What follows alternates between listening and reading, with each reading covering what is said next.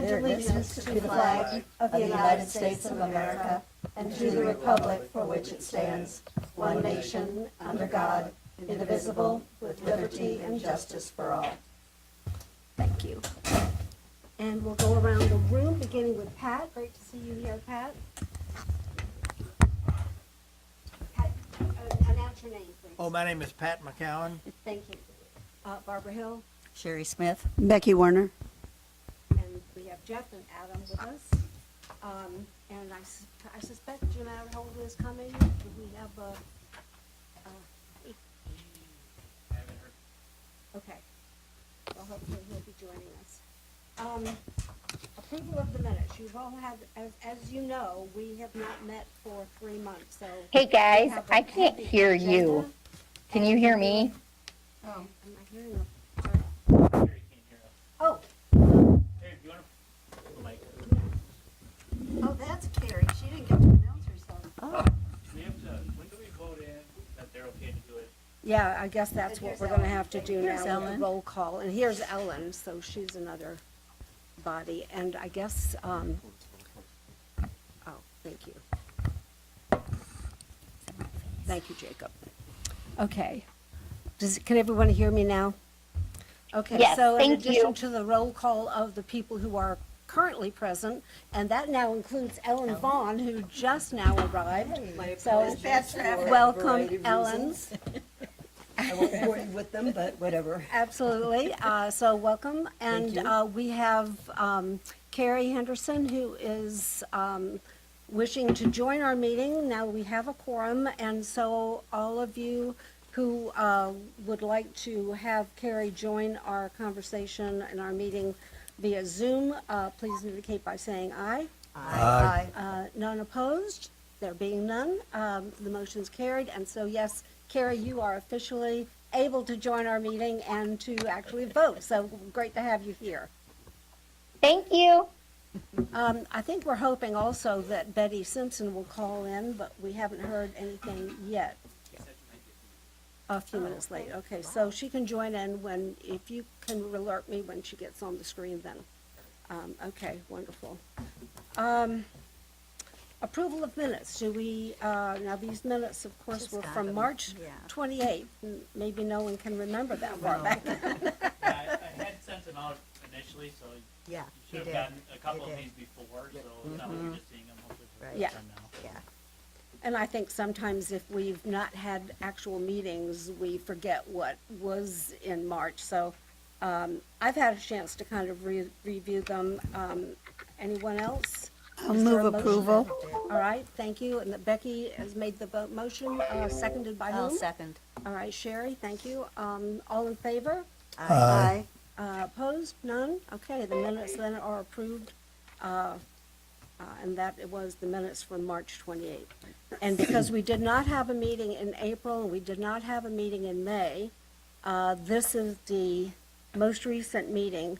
And I just want to thank you all, number one, for being here. And as you can see, it's crucial that you call in advance, and I believe it's Adam that's taking the confirmations of your attendance at each meeting. And I encourage you all, if at all possible, to come, because obviously we've had a really tough spring with Enter no your meeting attendance. ID followed by pound.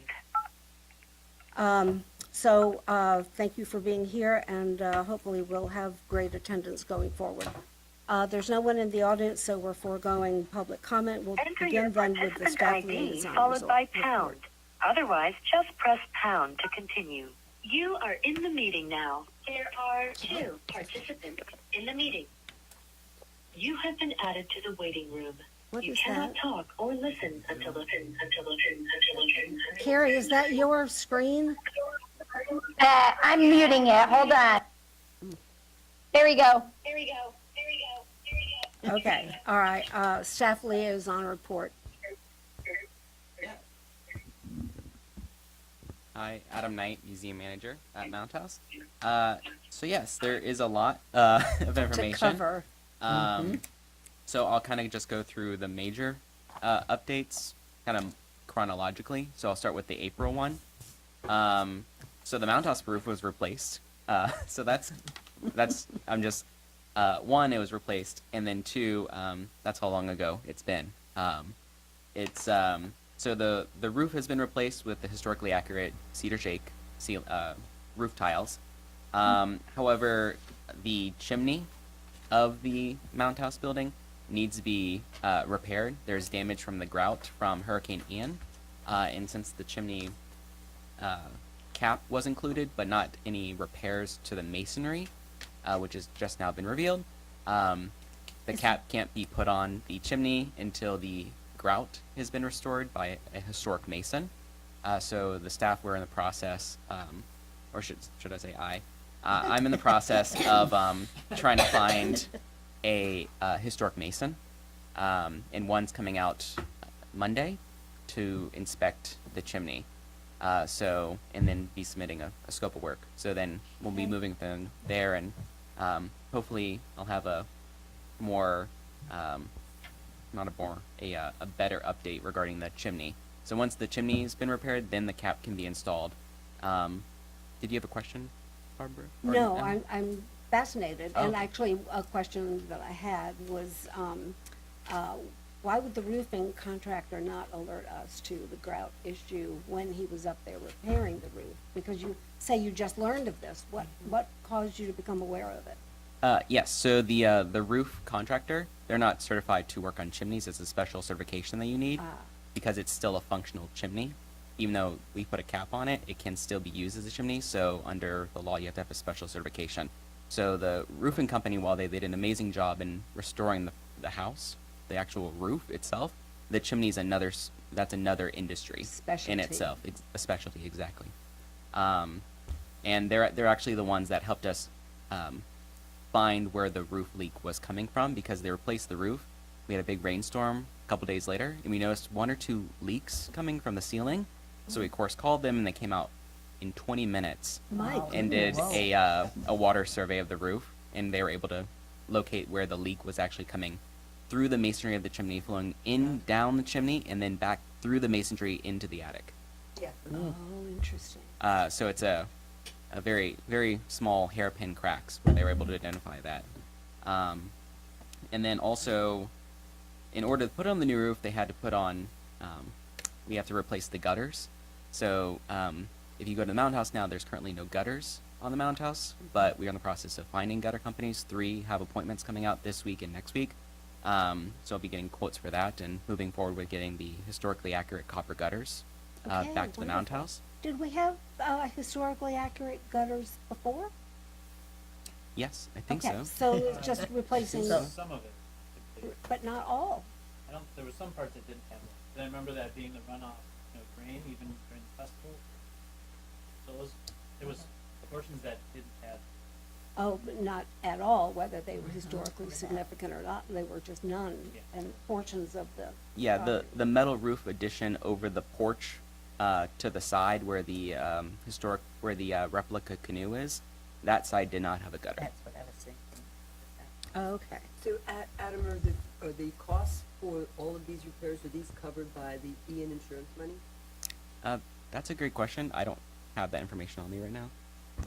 Yeah, it'll be part of what we submit to FEMA. Okay. Whether we get it all is one thing, but it's something that as a town we need to do, so we're gonna do it. And yeah, a lot of it will be either insurance or FEMA will reimburse the rest because of repairs and damage. It was on our damage inventory when we sent it off to FEMA and Tidal Basin, so it is something that is reimbursable. I have a question about the Thanks. chimney, since it certainly can be seen from the outside. It's not likely to ever be used. It has to be fixed, but does it need to be fixed so that it is always able to be used? Can it be blocked up or something to make it, does it have to be done historically? Because, I don't know. That's a great question. I don't know enough about the masonry or the historic preservation aspect of what can and what limits can be done to the chimney. I mean, we've but I can taken out certainly inquire about we took that. out the historical toilets. Yeah. And we took out the bathtubs and the plumbing. Seems to Yes. me that maybe making that unable to be used as a fireplace, and blocking it in other ways, especially for animals, which climb down chimneys and do Yeah. terrible things. It Might be was something. it was previously capped, but the cap was blown off during Hurricane Ian. Yeah. So I don't think it's so having a cap on it alone, it's still considered a chimney under Yep, like yep. state law, from my understanding. So, but I can definitely look more into that. I mean, it might be cheaper just to pour some cement down. And you have to fix the outside of it where it's leaking and all Yeah, I was that kind gonna of say, stuff. But okay. does it have to be historically touchable? I will try to be as historically accurate, considering we're on the National Register. Yeah. So, but I'll definitely look into it. The historic mason that's coming out Monday, he was he was a part of the initial restoration. Oh, great. Good. So he has a lot of good. information Okay. Fantastic. and a lot of experience in the field. Yeah. Wonderful that you got him. That's wonderful. Yes, I found Our him. people like that. I'm Yes, surprised. right. So kind of moving on down. Are you reading from the, April. April. from the April? Okay, from the Yes. April. All And right. kinda- Thank you. And of course, I also talk about the roof in May and June. So I kind of, and I'm going by the April and kind of moving updates through the Okay. last 3 months. But I'm not reading verbatim. I'm just giving you updates as I see them.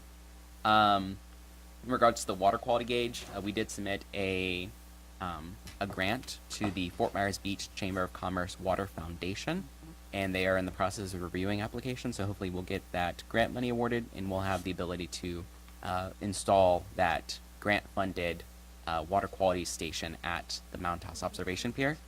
So that I'll give you more updates when that comes about, whether we get it or not. Hopefully, we do. Will you know soon? I mean, how? Well, they just started this week reviewing them. Oh, okay, so it's gonna be a month or two, probably. Probably. Yeah, okay, thank you. I'll give more detailed information, but the museum assessment team, the museum assessment program team has been meeting regularly, almost weekly or if not bi-weekly. That being myself, Barbara Hill, Jeff Hauge, Karina Brites, and Nancy Smith, representing major stakeholders in the operations of the Mound House. And we've been going over a quite holistic look at the Mound House and its operations. So I'll give more updates when it gets to that agenda item. But hopefully with this worksheet also in the agenda item, we'll be able to, once I have this data collected and after our meeting today, I'll have all the information required to submit first part of our workbook for the peer reviewer, which will be the next step, which I'll give more information in the update. We did submit a grant for the repair of the Stories Beneath Their Feet exhibit, also affectionately known as the Underground Museum. We'll officially know whether or not our grant money was accepted or if that grant money is available to us starting July 1st. So hopefully July 1st I'll have some positive news. But nevertheless, I'll give you updates as that as well. If you have not noticed, 2 new brown tourist navigational signs have been installed on Estero Boulevard to better direct people from Estero Boulevard towards the Mound House down Connecticut Street.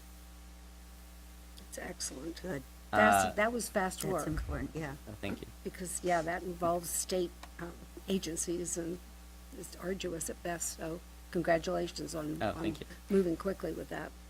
I'll get more into updates on the on our agenda item, but we have been working on better integrating the permanent collection storage at the new town hall facility.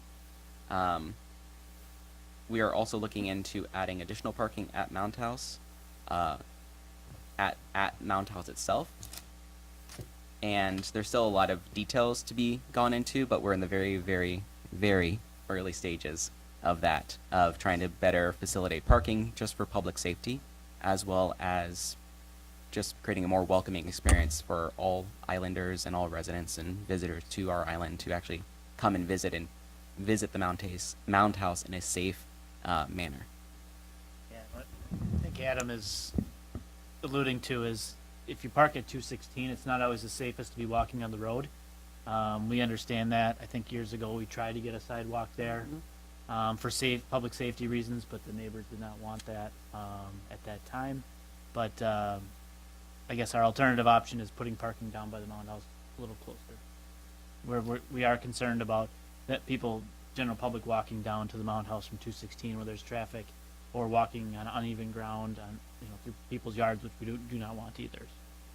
Well, wasn't there, an idea of our revamping the 216 parking to accommodate buses? And was that going to also take away, by doing that, wasn't that also going to take away some parking spaces that we had available there? So we have, per CellCab's recommendations, the staff did look into adding bus parking at 216, but even if we completely overhauled all of 216, we still would not be able to get a bus in there without, the buses wouldn't be able to fit, basically. They'd be able to pull in, but there wouldn't be able enough space for vehicles also to utilize the parking space. The spot's just not wide enough or long enough for many of the average 60-passenger tour buses.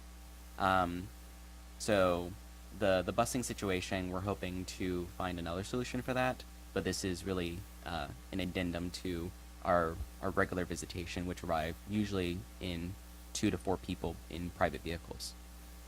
So do you have a sense of where you're looking for additional parking on the Mound House property? Yes. So it would be actually along Connecticut Street between the entrance and exit of the Shell Loop. On the outside of the outside. fence? Yes, on the Okay. outside of the fence. Got it. If you remember where the there's a large strangler fig tree that's almost looks like it's cut in half by the fence. Under there are 4 or 5 sable palms that we're looking about possibly relocating, and it is flat, even ground. It's outside of the archaeological area, and it is again that closeness that would provide additional parking for the Mound House, which not only would provide that public safety element, allowing visitors to safely visit the town's facilities, but also allow more parking for extra needed earned revenue for the town. How many spots could you add along there? 5 or 6 spots. Really? So it would double the size of our small parking lot, which currently Isn't there a has. swale there, though? I thought that was the swale area for There's a drainage. Farther back, there is a drainage area, but there's enough width for parking to be added. Okay, Good, good. wonderful. As far as parking and stuff, and I know we're a park and we want to encourage people to come and use it, but a lot of the fisher people use our park. We're Yes. and that's just fine, right? Absolutely. Okay. Yeah. To my knowledge, the Mound House property has the only public fishing pier on the island. Yeah. And as a public park that's open 7 days a week, we want to encourage people to utilize the grounds. And if that means fishing or just taking a stroll or visiting the museum, all can use the museum whatever Excellent. way they Good. see fit. Okay. Just like our other facilities, people have different interests in maybe visiting Bay Oaks or Bayside Park. So all are welcome, all different purposes that we want to accommodate with people. But yeah, you're absolutely right that with the loss of many other public piers, we have seen Right. an additional Which is good. non-museum non-museum admission visitors that they're visiting the grounds but not coming to pay admission or participate in Mound House programs, but they're utilizing the Mound House grounds as a public park. So we have definitely seen an uptick in that. So we definitely want to accommodate those people as well. We had people yesterday, Yes. which was exciting. And there was a family, and she said, "Oh, we go past this in the boat all the time, but we finally."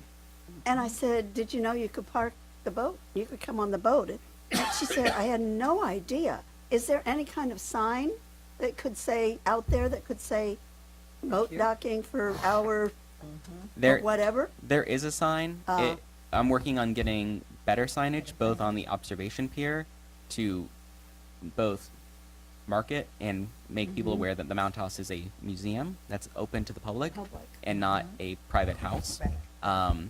But so getting signage and maybe even feather flags on the observation pier, as well as better signage on the dinghy dock where there are 2 small boat Yeah, spots. yeah.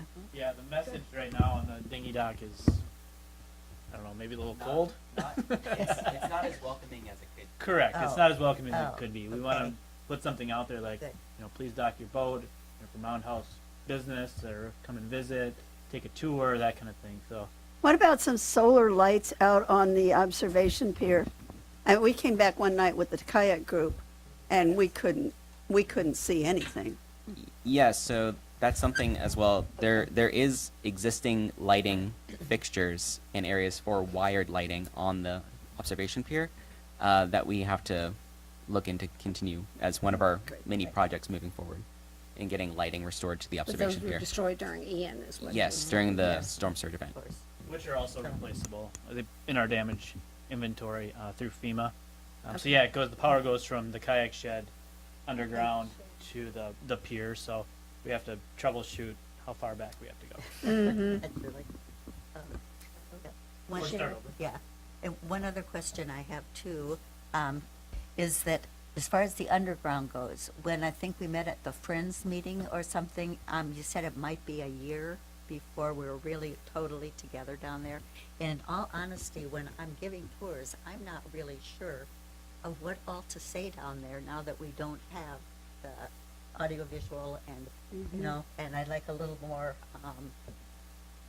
information on, you know, maybe the layers or something to make it a little more interesting rather than saying, this is where there was, you know, habitation and, so, Ab- just, Absolutely. So yes, ideally, I don't want to put a timetable down on when the underground yeah, museum I or know, exhibit will right, reopen. exactly. But because of the specialty of work required, it could be a couple years before the exhibit opens as an exhibit and not just a room, as it is now with an exposed archaeological profile. Right. And that has to do with, again, the specialty and the lack of available vendors in the state. And as some of you know, just the length and time that goes into opening and planning and developing an exhibit in itself, even in perfect scenarios, excuse me. Right. So, yeah, that will be quite a while. And then Michelle Lefebvre, who is the University of Florida archaeologist who was there at the September 2022 excavation with various other partners, the majority of the research has finished for those excavations that took place just before Ian. So hopefully we'll have more concrete information, Okay. and then the staff are in the process of having more formalized training for Excellent. volunteers, Good. as well as updating that, Excellent. which we can use moving forward in that exhibit design Right. process. Excellent, thanks. I asked somebody, the kids yesterday, what they thought. She said, I think that's the flood line. You'll see those all over town, those flood lines, but no. Yeah, It's much higher than that. yes. Yeah, and I just want to kind of say thank you to Adam because he's been writing some grants for the underground. Of course, it's like a lot of things that the town. We're just not going to go take out a loan to fix the pool, or we have to wait for or the underground. We have to wait for the money to come in before we want to fiscally be responsible to spend it. So, like I say with the pool, if someone wants to write a check, we'll be glad to accept it. But Fast forward. yeah, so that's part of it too. I know Adam just wrote a grant for like 180,000, which is probably what it's gonna cost for us to do. For the underground exhibit. So as far as the proposed exhibit and all of the details and the budget for making that happen, that's already done. It's not. No, because we haven't even gone to the request for proposals step or scope of work step, but we wanted to have a rough estimate based on the existing research we've done based on the materials. So materials that would make the exhibit both immersive in terms of educational quality and meeting museum industry standards, as well as meeting current ethical standards within the fields of archaeology. So not hanging rope lights with monofilament strings up against exposed archaeological resources, or having a television that you can't move. So if there's a storm, hope for the best. So having a concrete plan of making not just an immersive experience that educates visitors, but also one that is resilient to future flooding events in that room, because it's at sea level. So it's a long process, and it could be as varied as being a theater experience, a immersive interactive experience, a passive experience, a classroom type setting, a library type setting. So it based on the scope of work and the expertise, and of course the for first and foremost, we want to collaborate both with the Seminole Tribe of Florida and the Miccosukee Tribe of Indians of Florida as the descendant communities, as it is, as best museum standards have. It's unethical to have an exhibit about indigenous history or indigenous peoples without having those communities that you're talking about involved as collaborators, or at the very least consultants.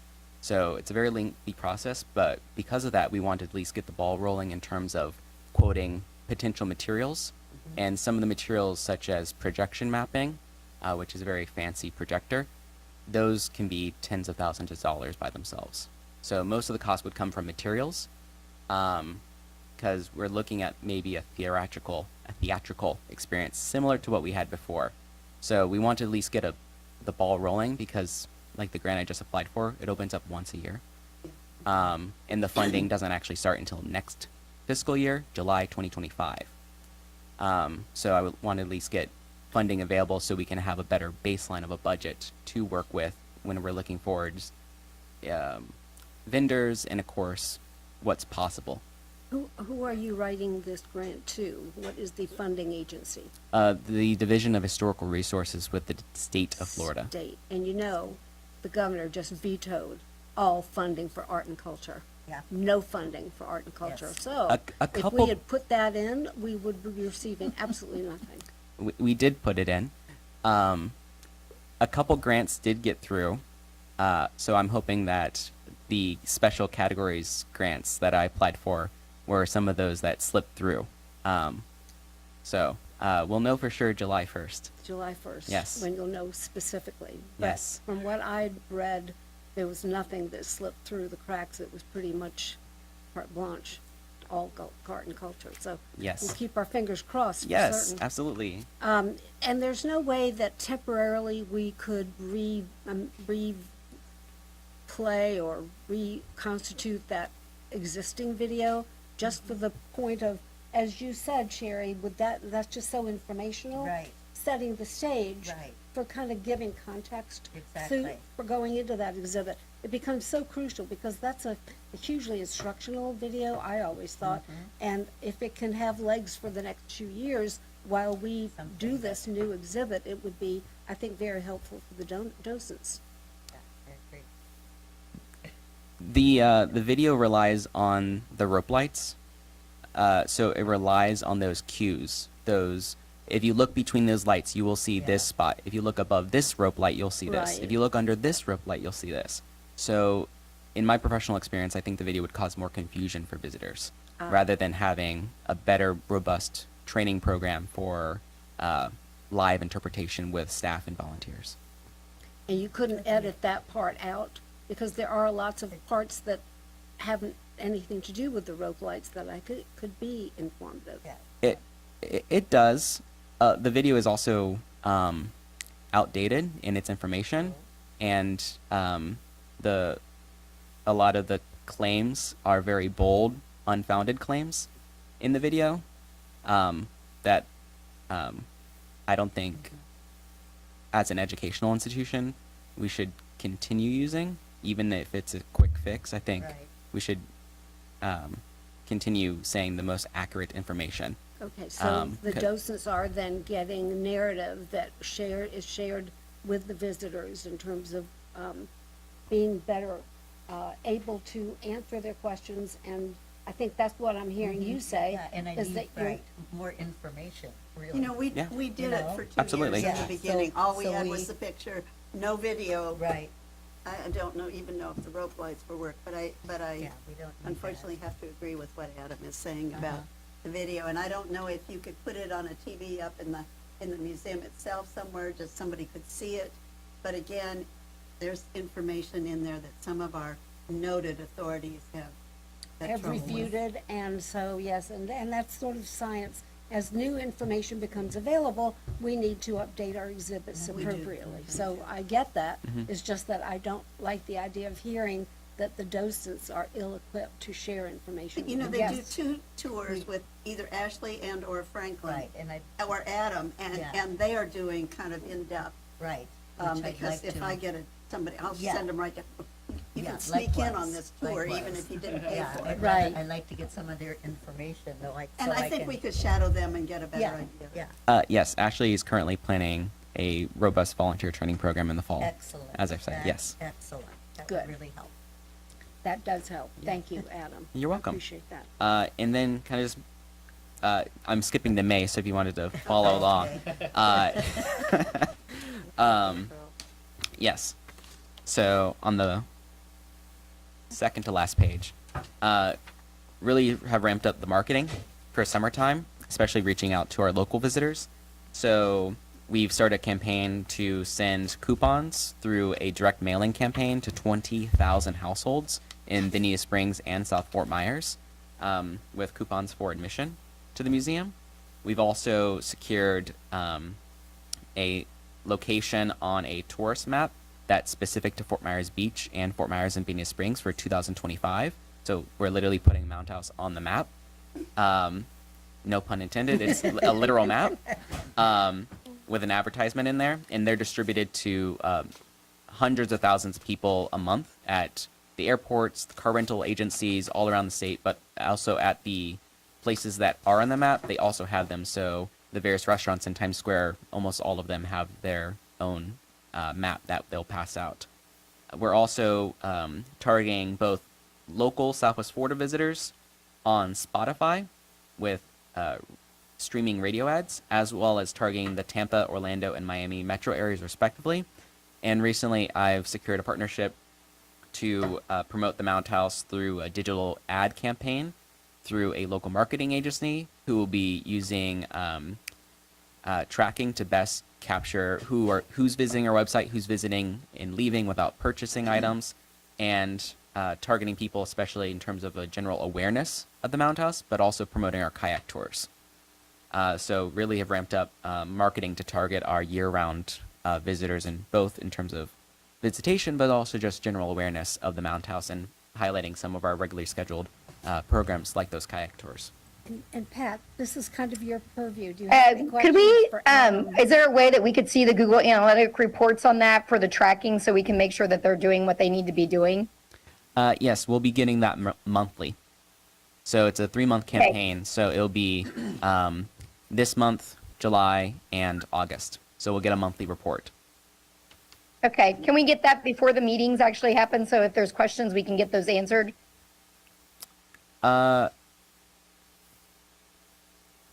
For these 2 weeks, for the July meeting, yes. So because we meet before the end of the month, we'll be talking about the month The previous month. Yeah. Yeah, I know. So we can get Just needs to that. be on a monthly basis. Yes. I mean, so, yeah.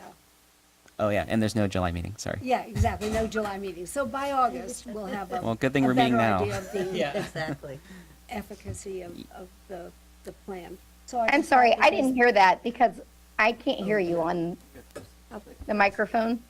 Okay, so yes, I think if we're not meeting in July, by August, we would have, I think, sufficient data to be able to judge the efficacy of the marketing plan. But I wanted to speak out to Pat because, of course, this is kind of his purview too. If you have any questions for Adam with regard to the plan.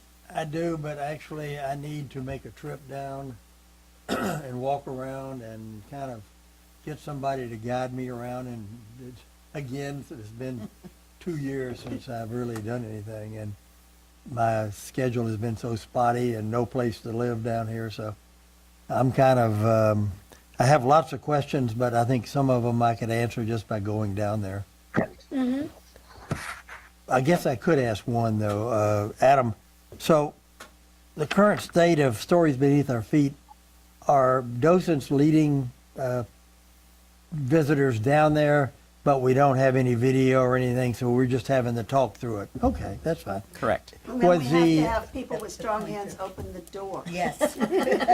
I've never, ever been able to Me open the door. neither. Yes, we're in the process of restoring the electronic locking mechanism to the underground exhibit so that docents and staff can more easily Oh, the access staff and make can it do more. like I that. can do it. I Well, just can't- It's our They through the practice every cans. morning. We do. It makes it interactive for the visitors because you call upon them to assist you. It It is is so so true. Yeah. Oh, good to hear. Yeah, don't put it up high. No, no. And then we're also working on getting replacing a lot of the native landscaping. A lot of that was lost, and a lot of weeds have taken over the beds. And there's actually weeds, not the original plants that were there. So They are natural though, and native. they are some are native. So are sand spurs, but we don't Yes, want any yes. of those. Oh, the bane of our existence, right? So I have a scope of work, and we're going to be moving forward with all native in kind of restoring the beds, going off the already approved landscaping plan of, well, replenishing and making more robust the various beds that have there before Ian, that were there before Ian. Are you getting rid of the scientific and medicinal parts? The moringa and the Well- whatever might be left of any of that? We're not getting rid of it. Okay. And in a sense, we are planting around the moringa and the other garden areas. It was very loose in definition, but we're restoring the all native plants. So we're not adding, we're not replacing the annatto or the allspice. We're replacing it with things like It was used as, it's a spice and it's wonderful. it is wonderful. Yeah. But we won't be replacing Okay. specifically that area, whereas by the office, not on the plans that we're replacing, but we'll be replacing the some of those non-native plants that we lost with native plants that are more cohesive throughout the gardens and are add a more of an educational value. And Adam, what about the early settlers garden? Is that coming back with the sugar cane and various plants? that's a great question. Currently, no. So we're continuing the native plants that are approved on the landscaping plan. So kunti, cocoa plum, and adding things that would have been used by the Calusa, Spanish Seminole, Miccosukee people who occupied the mound for 1,600 years. So having that more cohesive example. So once that's established and we get those native plants established and those foundational beds of being an environmental learning center back up and running, we'll definitely have to bring a better landscape plan to CellCab for y'all to review in terms of, adding other components to the outdoor areas and adding more of adding maybe, ideally a specific area that's more, defined on these are plants that would have been found by the Anglo-American pioneers. These are plants that some of the Spanish who lived here in the Rancho period may have grown. So adding and expanding some more things, maybe with raised garden beds so it's not as disruptive to the mound environment. Where I get questions lately, and maybe that's because we're concentrating on going to the underground, but the plants going into the underground, I keep getting questioned, what is this? What is this? What is this? And there's no signage down there. So I don't know if Correct. they're native or, Yeah, so all those plants down towards the underground, Right. those are all native except for the jacaranda with the purple Yeah. flowers. And then on the entryway, there's like a dove, something, I don't know, all the little beads, the little seed type things that are on. The merleberry, Could be, maybe? Okay, that's native. that sounds good. So that's another area leading towards the underground. That's another That's bed the we're one that restoring. Yeah, I get a lot of questions on. So, and we're also trying to add more signage throughout the property Good. to better identify plants. So you don't have to be on a guided tour to learn about the history or the ecology of the Have you site. found the book Yeah. of signs yet? The Book of Signs. Yeah, Uh, of the plant signs that we commissioned? Don't we have it on a? It's somewhere. Okay. It's on Yeah, it's on the shared drive. Megan Kissinger Okay. was the artist that did all of the botanical Yeah. Yeah, signs. Oh yeah. Oh And- yes. and I Yes, think- we do have records of that, and we've also been using other resources, especially published from like IFACS from the University of Florida, and other organizations to help us better assist both the environmental history and also the cultural Correct. history of these plants. That'd be great. Am I understanding that you are going to replace all of the plants that have signage? In other words, if there's those plants that have been destroyed, those will be replaced because we do have a sign there. So all those signs will be referring to actual plants throughout the property. In some cases, yes, but in the examples where there was signage referring to non-native plants, we won't be replacing those. Really? Yes. And what would be just because they're not native, but did they have other qualities? Why do you suppose they were justifiable in terms of installing them in the first place, from your point of view? It was the medicinal and scientific areas with kapok, which died even before Ian, the moringa, the natto, Allspice. the allspice and things like that, which were fun, but we quit doing tours. Once we could get in the house and the museum, we quit doing tours of the garden. And how do you link it? But then, and Jatropha was another one, which is related to something we do use, which is still not native, but you Yeah. pull those signs in, don't throw them away. Yeah, there are a lot of beautiful plants that add a great aesthetic value, and if we were I would say a traditional botanical garden, that was a part of our mission. But in terms of the justification to why some plants were emphasized over other plants, I don't know. There could be any number of reasons. Well, I think part of the tour, as far as that botanical garden is concerned, was obviously, docent-led, which of course is optimum. But it also gave general visitors who did not want to take a tour the opportunity to stroll all through those walkways and learn about those plants in a more passive way. Yeah. And even if they weren't native, but they had medicinal qualities that were of use to previous cultures that lived on that island, to me, that would be justification. Yes, and we are doing that. It's just we're not Okay. replacing all of the signs of the plants that were lost previously. So to answer your question, we're not replacing all the plants and replacing all the signs, but we're still going to have a great deal of signage and promoting the site, and especially emphasizing and making the site more robust as a garden and less of a lawn, to give that more of an educational look, in that we are educating the public on plants, ecology, the environment, and of course that ethnobotany history of the various cultural uses of plants. And of course I would like to do that with consultation from the Seminole tribe and Miccosukee tribe. So it sounds like your landscape plan with regard to educational and environmental emphasis is being conceptualized and will eventually be proposed. But in the meantime, you're saying that we've lost a lot of signage from the hurricane. We've lost some plants from the hurricane. Mm-hmm. So what do we do in the meantime? Is there anything that we could, or is it just that we wait that out as well? Yeah, so we're having, all native, they're coming out and going to be restoring a lot of those native plants on a lot of those beds that promote wildlife like insects, birds, Bees, yeah. bees, etc., as well as adding that aesthetic quality to the Mound House, as we do want to promote events as an extra earned revenue generation.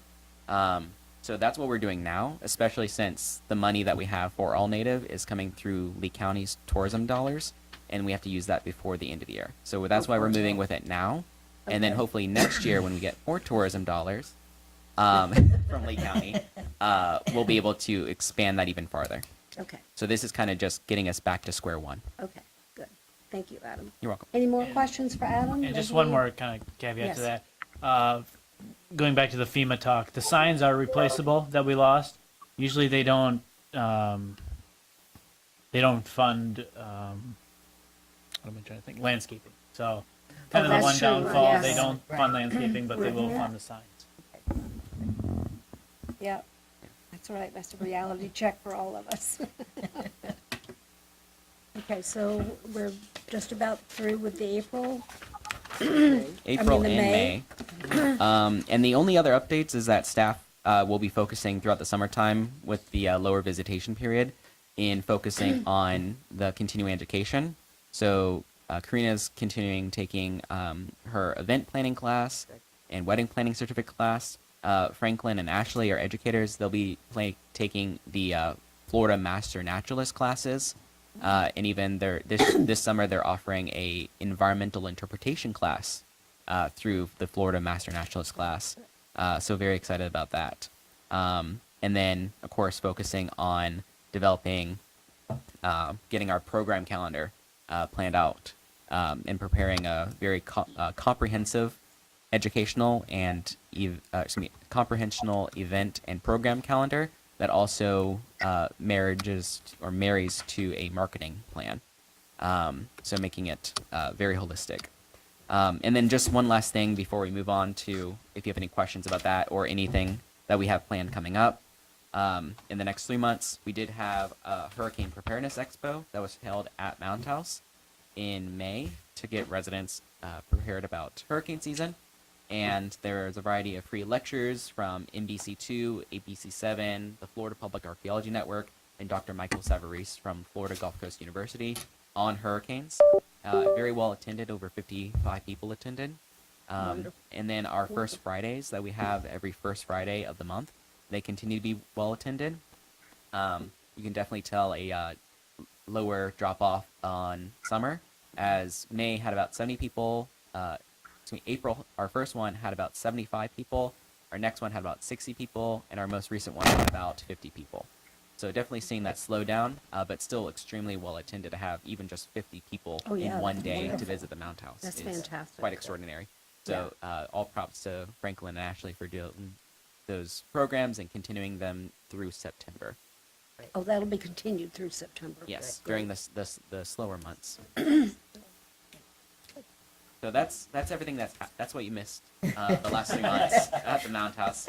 Sorry it was a little long. Try to make it abbreviated. No, it's wonderful that it is as comprehensive as it Yeah, I is. appreciate it.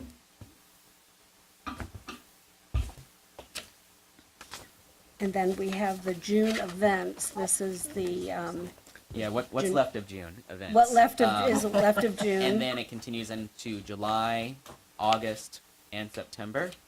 And feel free to look through it. I'll kind of just highlight, most of it is just, we're going to continue our kayak tours Wednesday through Saturday, 9 a.m. And we're going to continue the Shell Mountain tour schedule, Wednesday through Saturday, 10, 12, and 2. And then we have a couple special programs that the staff have planned. You have, of course, our First Fridays are continuing. In July, we actually have a collaborative outreach program that we've partnered with the Florida Public Archaeology Network and the Benita Springs Historical Society. Este lugar se importa para mi familia. It's a program to better reach the various Latina and specifically Spanish-speaking populations that's heavily concentrated in Benita Springs especially.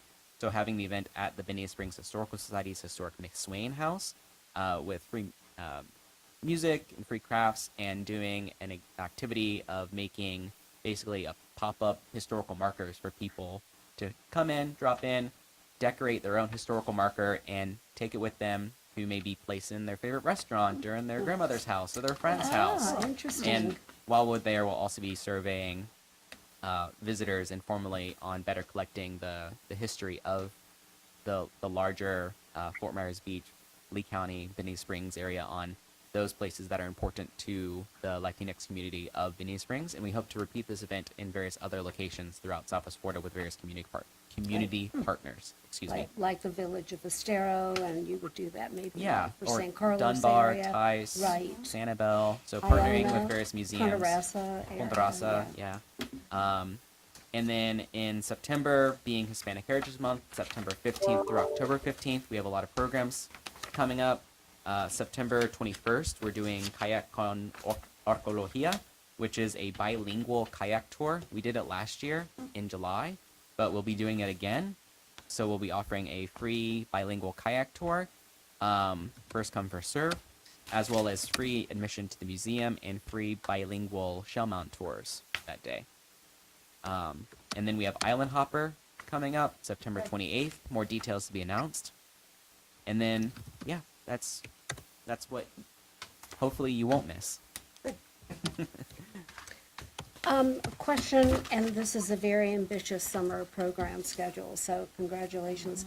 But I'm interested in the summer camp program that we had at the Mount House. I'm assuming all of that's now over at Bay Oaks, is that right? And is there any kind of collaborative effort with regard to some of those summer camp programs that are Bay Oaks that would be also held at the Mount House? Yeah, so the summer program that we had as part of the Bay Oaks summer program, summer camp, that was at Mound House last year, is at Bay Oaks now. They are using the facility for various things like fishing every week. They going kayaking.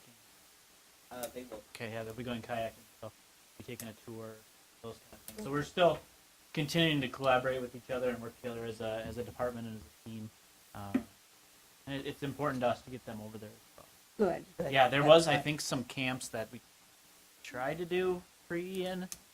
Yeah, the numbers weren't there, I think. Yeah, is the numbers in the 2 years I was there before Ian, I think we had 4 and 2 kids respectively those years. So it also doesn't make sense to compete with ourselves. No. And to better, I always say collaboration over competition. Right, So, exactly. better integrating the Mount House with Bay Oaks as we are again one Absolutely. department and a part of the town. So, Absolutely. and they have a No. lot more space for the kids to run around indoors. And Yeah, that's a exactly. win-win. That's a That's true. win-win, and it's collaborative in nature, and so that works.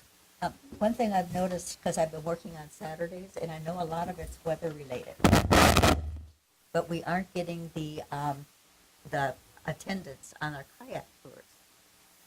Is there some way we can promote that more, or I don't, because they were so popular. Yes. Is that me? I think can't so. even imagine. Yeah. So we are promoting a couple things. So part of that digital marketing campaign we're doing, for those that visit our website and don't purchase anything, we'll be targeting those individuals and sending them directed ads that will be offering BOGO kayak tours during the summertime. And then we're also looking at adjusting the price for the upcoming budget season, both for admission and the kayak tours. You might remember the budget was approved for just before Ian, and it wasn't implemented into actuality until after we reopened after Ian in April. And we have noticed even for this year, 2024, when other elements like our visitation, our normal regular admission is pretty good. It's down, but it's all things considering, it's steady for what we've been through. But our kayak tours are, we haven't had a kayak tour in a month, a month and a half. So we think it might be extra $5. This does not sound like a lot, but $100 for 2 people is very different than 80. Right. 90. Right. So Yeah. it was Okay. 45. So we're thinking about bringing it back because I don't think that price point just isn't working for the market, especially with the overall just the amount of people that have been displaced from the island and the amount of That's people who another- just aren't coming to the island to begin with. And So you have that competition on Bonita Beach Road too. yes, there You are know, and 2 that's, kayak vendors on Big yeah, Hickory, that's- and there's 3 kayak vendors on San Carlos. Exactly.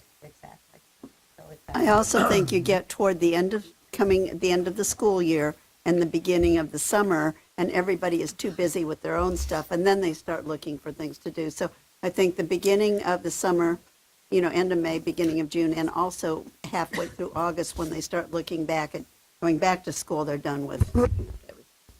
So are you suggesting to go ahead and reduce the price effective next week, or?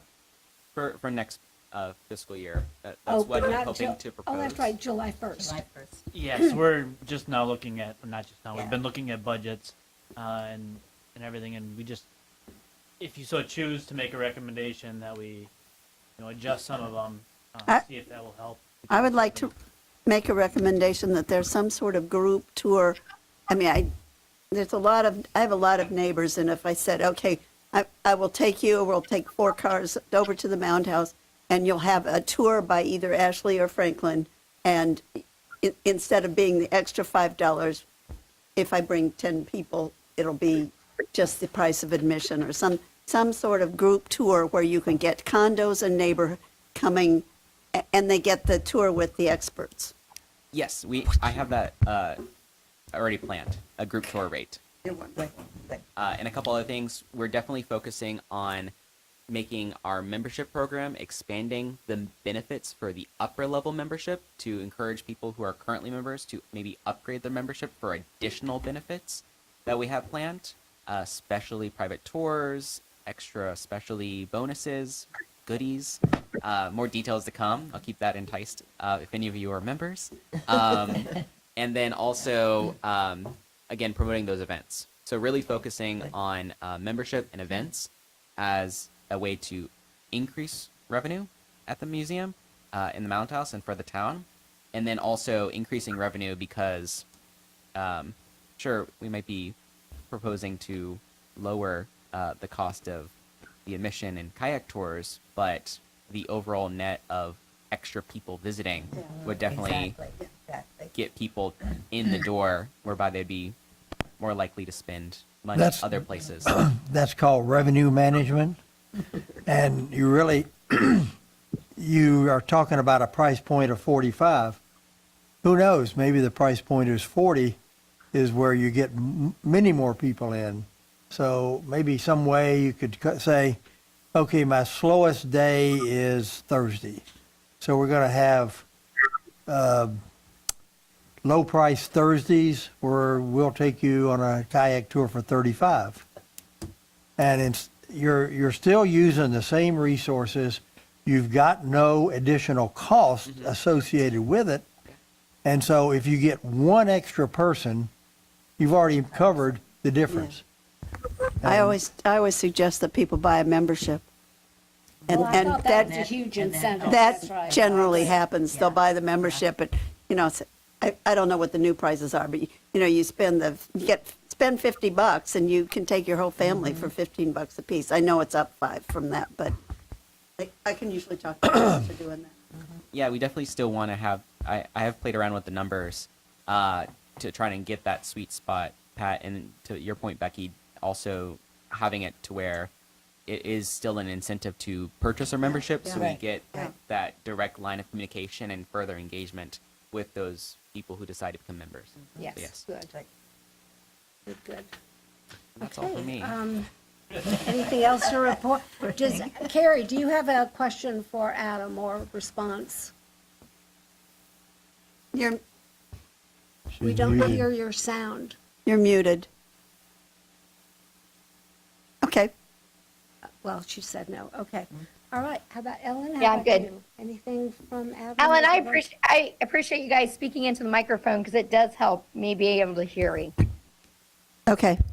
So you don't have a response for Adam? Any questions? Okay. She can't hear you because you're not close enough to the mic. Right now I am. No, I can hear Adam. I just can't hear you guys, the rest of you, because it gets broken up. Maybe they're not on? Can you hear me now? Oh, Betty, that's I can Betty. hear you. Thank you. Yeah. Okay, I've been on since about 20 after, and I've heard everything Adam said, Yeah. but I just had lost my voice, and so that's why I'm not at the meeting. Okay, so we have Betty, for the record, who is now also on Zoom. Great to have you with us, Betty. Didn't realize you were there. Oh, yes, I came in about 3:20, and I've just been listening. All right, thank you. Thank you. So let's move on then to the items for discussion. I don't believe we have any votes with regard to board action. These are just sort of presentations. There Right. might be something with regard to the new town hall, but we'll kind of come to that, and certainly with Newton Park, come to that at the appropriate time. But for now, let's talk about the map updates. And actually, I have a question because when this, and you all received the survey, the questionnaire with regard to board. My understanding when this was to be filled out was that this was any experience you had as any board member? Or was it only relating to this board? Any experience. That's what I So, thought. it- Okay. like a resume. Okay. I have experience in this. Check. Yeah, okay. So does everybody have theirs completed and ready to hand over to Adam?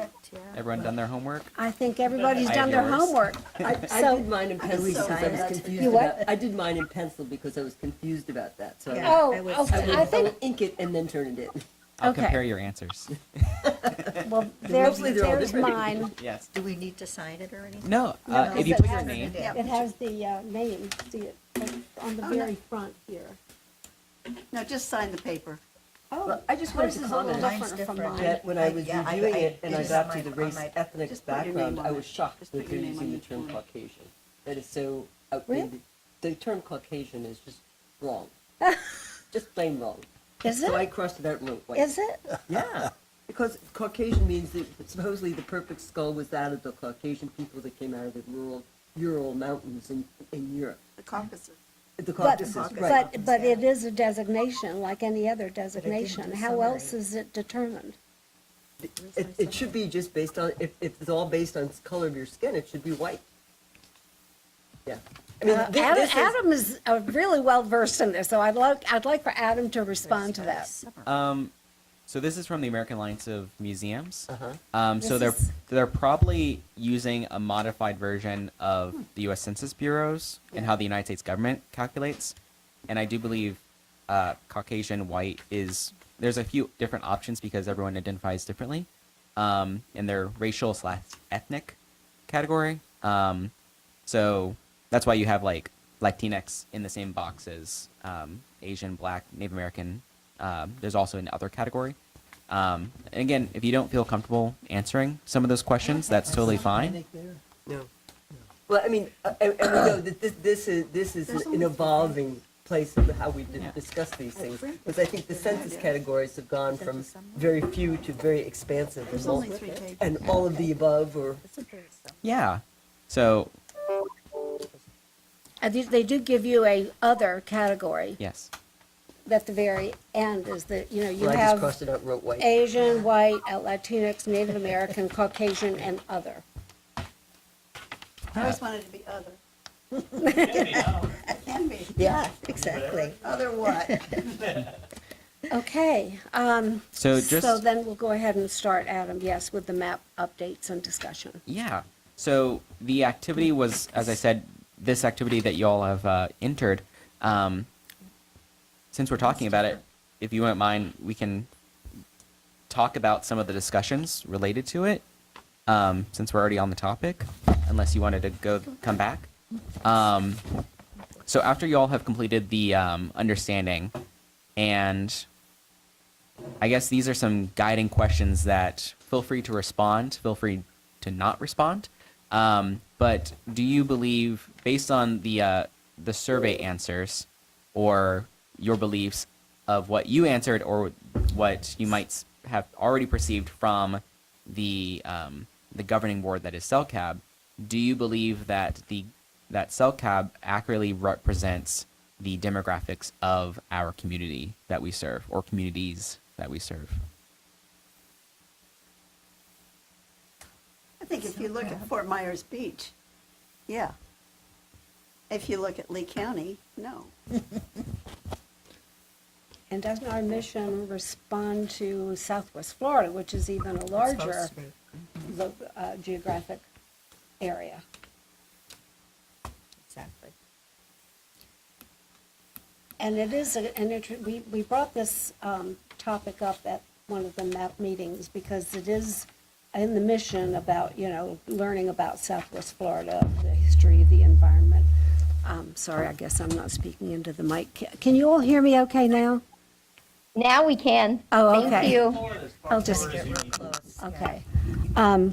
So I think what I'm hearing is that if we're looking at the town of Fort Myers Beach being the geographic area of the running of and management of this property, then clearly, it is a very locally run and funded through taxpayer funding operation. However, if the intent is to be more broad, then probably our geographic base does need to be more broad. And I do realize that last week, or this week, the council voted to not have the designation of being a town of Fort Myers Beach property owner or resident, so that now any person who wishes to serve on any of our advisory boards with the town can now do so for the first time. Yes, Ellen? Although there was a clarification, there are certain committees where that is not the case. That's And the town attorney was looking into which ones had to be in that category. And I think That's the audit committee, I think the LPA, LPA. LPA for And sure. those are the two. Okay, Yeah. that makes sense. So it does bring up an interesting question. And Betty certainly remembers when we were on BORCAB, we had Lee Melsick as one of our BORCAB members. He was previously part of the town of Fort Myers Beach as a resident, but no longer, but he still served as a board member. So we've kind of been a little more lenient about that rule, but I guess we're now looking to the town to, is the town interested in recruiting beyond our borders here as far as the island's concerned? And if that's true, if that better serves our mission and bringing in people who have better qualifications, to me, it's a supply and demand issue. If there are, 10 applicants and there are 5 openings, bring it on. And then may the best qualified person win, basically. Yeah, I agree. I mean, it's nice to have subject matter experts Right. on this to make quality, good judgment calls. So I agree with them on that for sure. Yeah. I think you also need to have resident input. And they certainly can. When we do these things, they're always welcome to come to public comment, to email, I guess probably any one of us, stop by and talk. So there are public input that we take into account. So whether you're maybe off island or you're wherever you are, anybody can come up to the mic and kind of tell us what they think, and they have before. And they have. Yes, indeed. I do think there is the tension though between being able to make public comment and being a member of the committee and therefore having more of a seat at the table. And that's why I was happy to hear that LPA is a committee that requires residency of the town, because there's particularly in our rebuilding phase. I think there Absolutely. are certain advisory committees that will have a more powerful, in air quotes, voice rather, about things, and moving forward as a town, this is going to be critical. Absolutely. Yeah, I agree. And Yes. the LPA, and I'm not 100% on this, but I think it's either a state or a federal statute that if you're on the LPA, you need to live in the I don't think it's a local thing that we do. But I listened to the attorney Nancy very closely Yeah. on Monday at that meeting. She said she was going to check the states. Yeah, the language and of I'm the pretty state sure on statute. both of those it needed to be a local resident. I mean, because those would be the two most dangerous ones. if Yeah, you and there's had even some outsiders. debate on that. Are you a property owner? Are you a renter? Are you, Right. what's considered a resident? Anybody that votes, if you're a voting member, but then if you homestead somewhere else, Right. you can't be a voting member here. So It's complicated. it is a little complicated, yes.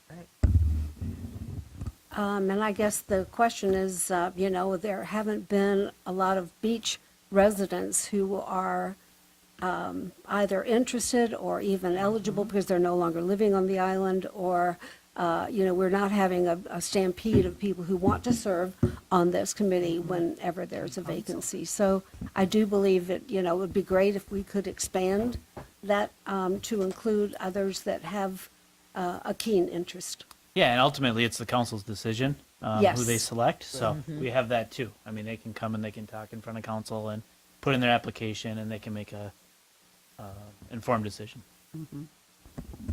Okay. No worries.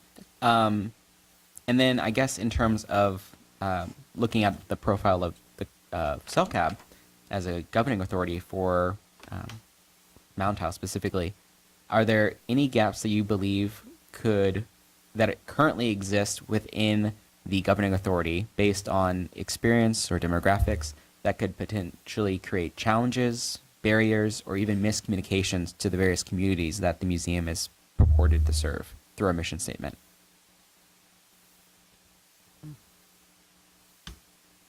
Well, the question has never come up before. It's always been a rather It's a thinker. collegial group that has always been sort of, providing a very strong consensus about direction. So, if there are issues that we're not appropriately addressing, which we now comes to find out that with new information, with best museum practices that we may or may not be following to the greatest extent, that we become more aware and we become more, able to make better decisions going forward. But I don't believe there's ever been a situation that's provided controversy. No. Now, that may happen in the future, but so far, Oh yeah, again, this is the whole map process. Nothing about critiquing what we currently have or judging people. It's all about improvement in terms of the organization. right?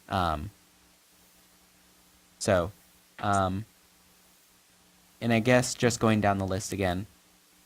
And these are rhetorical questions. Of course, Yes. there is no right answer. Right. I don't have, it's on page 2 that all the answers are. Yeah, you turn it upside Right. down, all the answers are on Right. the Like, upside you down. failed this, right? Yeah. And then, how do the experience and professional strengths of the board align with what you need to achieve regarding our current goals and strategic plans? I know the strategic plan is a little outdated, and we hope to work on one once this MAP program is finished, maybe in the fall. But based just on our current conversations, either at this meeting or at previous meetings, are there anyone that you said, thought, oh, if only we had someone with experience in X, we could have a better idea of this situation or this topic we're talking about? I for miss Bill example? Grace Yeah. and what he added. Yes, yes. He could also be an impediment. Right. And then something that has always concerned me about the committees, and I'm going to be very broad and very outspoken as far as councils, committees, and everything, is the fact that we don't have that many people that have a background, a whole background of the island, of what has been done before. That so many lack of knowledge. And I just think that's so important, just like having Betty as a resource, Bill Grace. These are things, I hear things being brought up now that have been discussed over the past 20, 30 years. And these aren't new things. And I just think we need people with knowledge of our island, of our museum, of what we have been through. I mean, we've been on CELCAB for how long? I don't know how many managers we have gone through, how much signage, everything. Staff. And staff. And there's still so many things that we know that people coming on have no idea of what we have done in the past. Yeah. And to me, that's a big, big, important thing to have as far as balance goes, knowledge goes, experience. And I just really see that lacking in our community now. How do you think we could improve that? I think we should have better qualifications for people that are on committees. Okay. I think people need to be, I don't think that they're given the background of our island. I think if we had all the things that we have gone through, incorporation. I hear people want to be doing things pre-incorporation. Why do you think we incorporated? I'm one of the few people left on the incorporation committee. We went through so many of these things, and I see all these things being brought up again. And I'm just going, how useless and what a waste of time.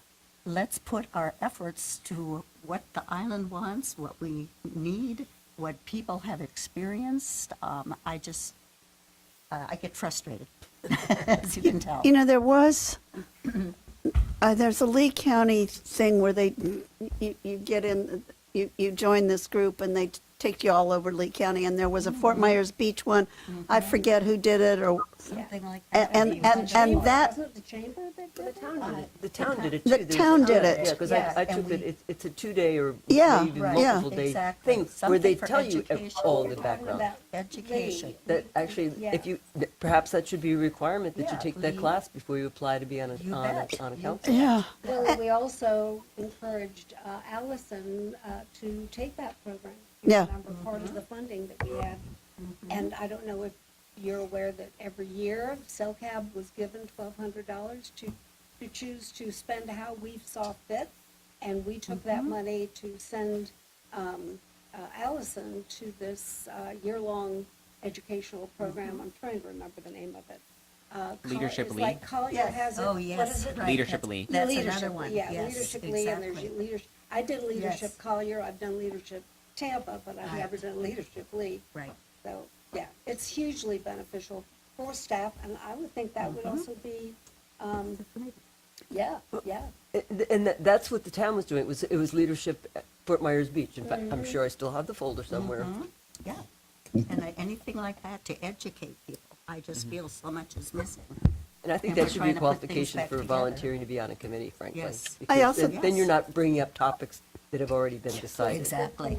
Yeah. Exactly. And I think, I know that at one of our fundraisers, we had Anita Saracita, Bill Grace, Betty Simpson, and maybe Seal talking about the beginnings of the Mound House, which was wonderfully entertaining, but also very educational and interesting. And that sort of thing with, and then there was the play. We have that play that could be, was Oh, great. my. that which also talked about that. So maybe that's sort of, yeah, you guys could do the play. We have to get the rights Yes. to it. Oh, actually, we were have it. granted the rights. Oh, we do, Oh, we that's own right. it. Oh, that's Yeah. right, we do. That's okay. But, The Bill Grace group was January of 2019. And that was recorded, however, the recording was not successful. oh, Whoops, uh, technical difficulties. Yeah. We needed someone that has the skill set at the end of the room, Like Jacob, for like example. Jacob. We needed Jacob. yes, yes. But All right, well, getting back to criteria for becoming a CELCAB member or even a board cab member in general, what are the qualifications?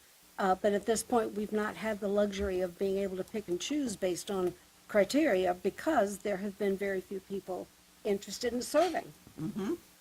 I think, though, that as more places are rebuilt and more people, we're going to have a whole new cohort Yes. of island residents. That's true. And if we Yes. think about training and education and, maybe townwide and, that sort of thing, I think we will get new blood, people interested in doing things.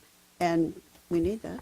And the reality is people will want to do things differently. And I think it's important to give them the historic perspective. However, we need to also recognize they may not care about the history. That's the Yeah, reality. I was just going to say about BORCAB, just for instance, we have a lot of new people on BORCAB, and the ideas coming out of there are fantastic. They're great. And and I even tell my staff this, like, just because we tried it once and it doesn't work doesn't mean somebody else can't try it again a different way. Because the So- circumstances could be different and it Correct. works this time. Correct. I mean, look at what look what we went through. It just redefined the whole island pretty much. Right. So there are needs that we may not have needed before that we definitely want to go with now. That's very true. Very true. And really, the one thing we can expect is change. And we have to respond to that in a positive, productive way. So while we have a sense of the history, the idea is how to use that moving forward. Right, And I was But struck. not dwelling on the right, history. right. I was struck by listening to Ellie Bunting giving her Yes. talk when she's on the book tour of the iconic icons that were lost, and I had this epiphany that the island's always been changing. I mean, It the has. man-made structures come and go, Oh, absolutely. and there isn't anything you can do about that. And That's right. so, Yep, like the shoreline. yep, Yeah, that's exactly So- right. and the red algae that showed up. And then Yes. that's pretty much a good summary great notes to add to the activity and pretty good discussion. I don't mean to cut it, but just in the purposes of time, Good. were there any last minute closing thoughts in regards to specifically relating to CellCab experience or the board or recruitment or the current composition, things to maybe recommendations you have towards maybe changes towards CellCab or how CellCab operates, or if there should be a training program or what that should look like?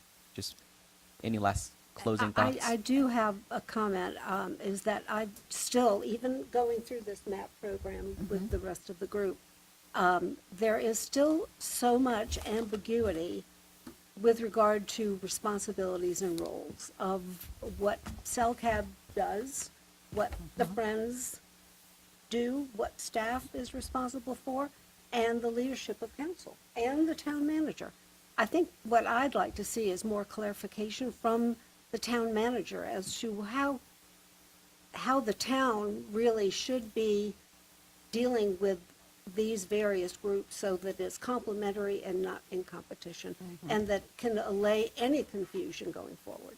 'Cause Yeah, I I think that still I think we're exists. starting to kind of define that line. You know, like we said, we talked about it at BORCAB about, you know, not necessarily having, if you're on the board of a friends group, whether it's BORCAB or Mound House or, I don't know, Times Square, whatever it is. Right. Friends of Anchorage. Anchorage. That there's a line there because there's a lot of sunshine laws, and it's more to protect me or you.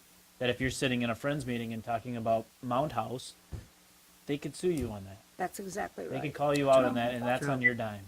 True. So, Yep. as much as we work together, and I appreciate that, and I know the Friends has been so great to us, to the Mound House, it's. I just don't want to get somebody in that situation where Right. they're talking at a meeting, somebody overhears it, and then boom, we have this whole big thing like the other coast did. Well, and I think what's happened in the last couple of years is that we have brought this up numbers of times, both on CellCab and both at BORCAB. What I'm not getting is any direction from legal, and I'm not getting any direction from the town manager as to what they're going to do about it. So are they going to put, feet to the fire with regard to enforcing the Sunshine Law, or are they going to say, well, it's a small island, and so we're just going to let it go? I'm not getting any Clarity. thank you, I'm not getting any clarity. Yeah, I know when I've talked to Andy before, and I'm not speaking for him right now, is he wants a clear, he would like, if you're on an advisory board, that you're not on the board Right. of a friends Yeah. group. A board. Yeah. Or A board. not only a friends group, a board, or somebody that's gonna financially back that program. I know it gets tricky and gets sticky, and we don't have a whole lot of people to choose from, but if you look at it, and I'm an outsider coming in, it looks really messy to me. It makes me nervous. So, Yeah. but I Yeah. think the point is that we've done all we can. We have no power of enforcement. In other words, we as CellCab members cannot say to a Friends board member, you can't serve on one, that's not my job as even a chair or even a member of CellCab to say that. That has to come from the leadership, from the With- management. With the problem that may end one group or another, And that's until what- we have another yeah, and bunch I of don't, and people. that's what I don't want, Yeah. Right. but I'm down for dinner. But because sitting at this table, you have three board members of the Right. Friends, and on the phone, you have another one, so. and I think that's why we're tiptoeing a little bit. It's unusual, it's not unusual, it's uncomfortable. Yeah. It can be. Yeah. There's don't a reason why realize. no offense, but there's a reason why I don't attend friends meetings anymore Yeah. because I don't feel comfortable if you're discussing a programming issue or something that might come up when you're a docent even that you think should change. That's not the role of the friends. I know you all have huge hearts and really care about it, and I understand that. That's why, like I said, I'm tiptoeing around it because I don't want to lose those relationships and the time that you've all put in. But I also want to protect everyone in the same. Right. So I don't understand what domain is whose domain. Like, what you just said about docents, the docents generally, Friendly, they're also friendly. friends. Friends. That's. And CellCab, So, we are one huge Venn diagram. But, And- but as far as the advisory boards go, that's when the sunshine law kicks in. Oh, I understand that, but I think what I'm not, where I would like some clarity is what is the domain of the Friends? What is the domain of a docents answer group? that one as Which far we as- don't have Well, that. how do you see it now? I mean, how do you perceive, and this is probably a good question for Pat too, how do you perceive the Friends' role? To be honest, we're quite muddled right now because we are a shrinking group. We're struggling. We're rewriting our board, our bylaws because we don't have 9 people that are willing to serve on the board. Mm-hmm. And is there a membership campaign to get new Friends members? Well, yeah, in theory. In theory. I mean, as we all know, our world has been upside down for. Yes, for- that's I been call it the snow conundrum. globe era because it didn't start with Ian, it started with COVID, and the world has been upside so down true. for 4 years. So true. And so trying to get our act together and figure things out is Absolutely. tricky. And I think we all recognize that too, which is, I think, why we're kind of all doing. But there has to be some clarity going forward from leadership of the town to direct us so that we are more comfortable. The town attorney was going to come and talk to us about that, and that's never happened, so. Yeah, and we need to have those kinds of discussions, and then it's seeming like it's gonna be a given, you're gonna have to you have to be on one. So You we'll have to, make- if you're have- going to be an officer, either of Friends or on CELCAB, you can't do both. And what I think that's gonna cause the end of something. I do too. Well, I think that's why we're doing this map process, Mhm. and also that conversation we just had about recruitment of additional CELCAB members, Right. and getting more people interested in CELCAB through Mound House in that general awareness campaign. And the council did lift that restriction of that you have to be a resident or a property owner. So this is a perfect opportunity to segue into promoting, the Mound House as a cultural institution serving Southwest Florida to Southwest Florida, because there's 3 million people in Southwest Florida, and I'm sure, we could find 5 people to apply for this advisory board role, and maybe we can look at other government municipalities. Lee County has advisory boards. The various cities have advisory boards. The other advisory boards seem to have not really an issue in regards to getting a lot of people attended. Some of the advisory board meetings have more, of course, at stake, like LPA, for example. But I think this is a perfect opportunity. And in terms of the MAP program, that's why there's going to be a peer reviewer here who can have a really outside perspective when it comes to that. And our peer reviewer has experience working with government museums. Specifically, he works currently at a museum that's under the military. So he is under the Department of the Army, but he has a museum within the Army. So he has to organize through those laws, those policies, government regulations, Army regulations. So I think he will provide much needed insight to all these, very big, complex issues that you're discussing now. All right, so that's kind of, has that answered everyone's question here? You have I think we further know that thoughts? we're living in mud. What's Yeah, that? and We're living in mud. That's exactly what it That's is. And about I it. think Yep. as much as we need to not ruffle feathers, but put a line in the sand, it's going to ruffle feathers, and I don't think anybody really wants that at all. So, Yeah. but Yeah. We But just, if I it's think if we can, as part of that, if we define what's the sphere of influence for the Friends, what do the Friends have some say in, and to make What do happen? you want them to have a say in? I can't answer that. It has to be the group answer. I mean, Okay, but then doesn't your mission guide your decision-making? Your mission, I can't the think of Friends, the Friends' mission. I can't think of what it is. Our mission is It's to to raise advocate. money. It's It's just fundraising. fundraising. Well, Advocate fundraising. and fundraise. Well, yeah, and so, yes, And that's fundraise. it. Yes, the problem comes in when you're at a friends meeting, you do the business and you sit around and go, did you hear what Adam said he wants to do? I mean, seriously, I mean, that sounds, sure. and that's what we can't do with other CELCAB members. As as, we can talk as much as we want about As long as you're not a fundraising. CellCab member. That's right. If you're a member of CellCab, you can't have that You conversation. can't have a discussion about anything you're going to vote on, which Exactly. means you can't be talking about policies and sort of things unless, And any board action item, all the things that we've been talking about this afternoon is off the radar for any friends conversation. Because it's not their purview. They don't make these decisions. Right. These decisions are made by But we're the CellCab same and the people. town. Well, that's the problem. that's the And that's catch. the part that's wrong. Yeah. Well, that's It's even been wrong. That's even when I did talk to the lawyer, because they came to talk to a couple advisors, just haven't made it to ours, of course. Is that she even gave the example, like if you're talking about Oreos over in the corner with two, they don't know what you're talking about.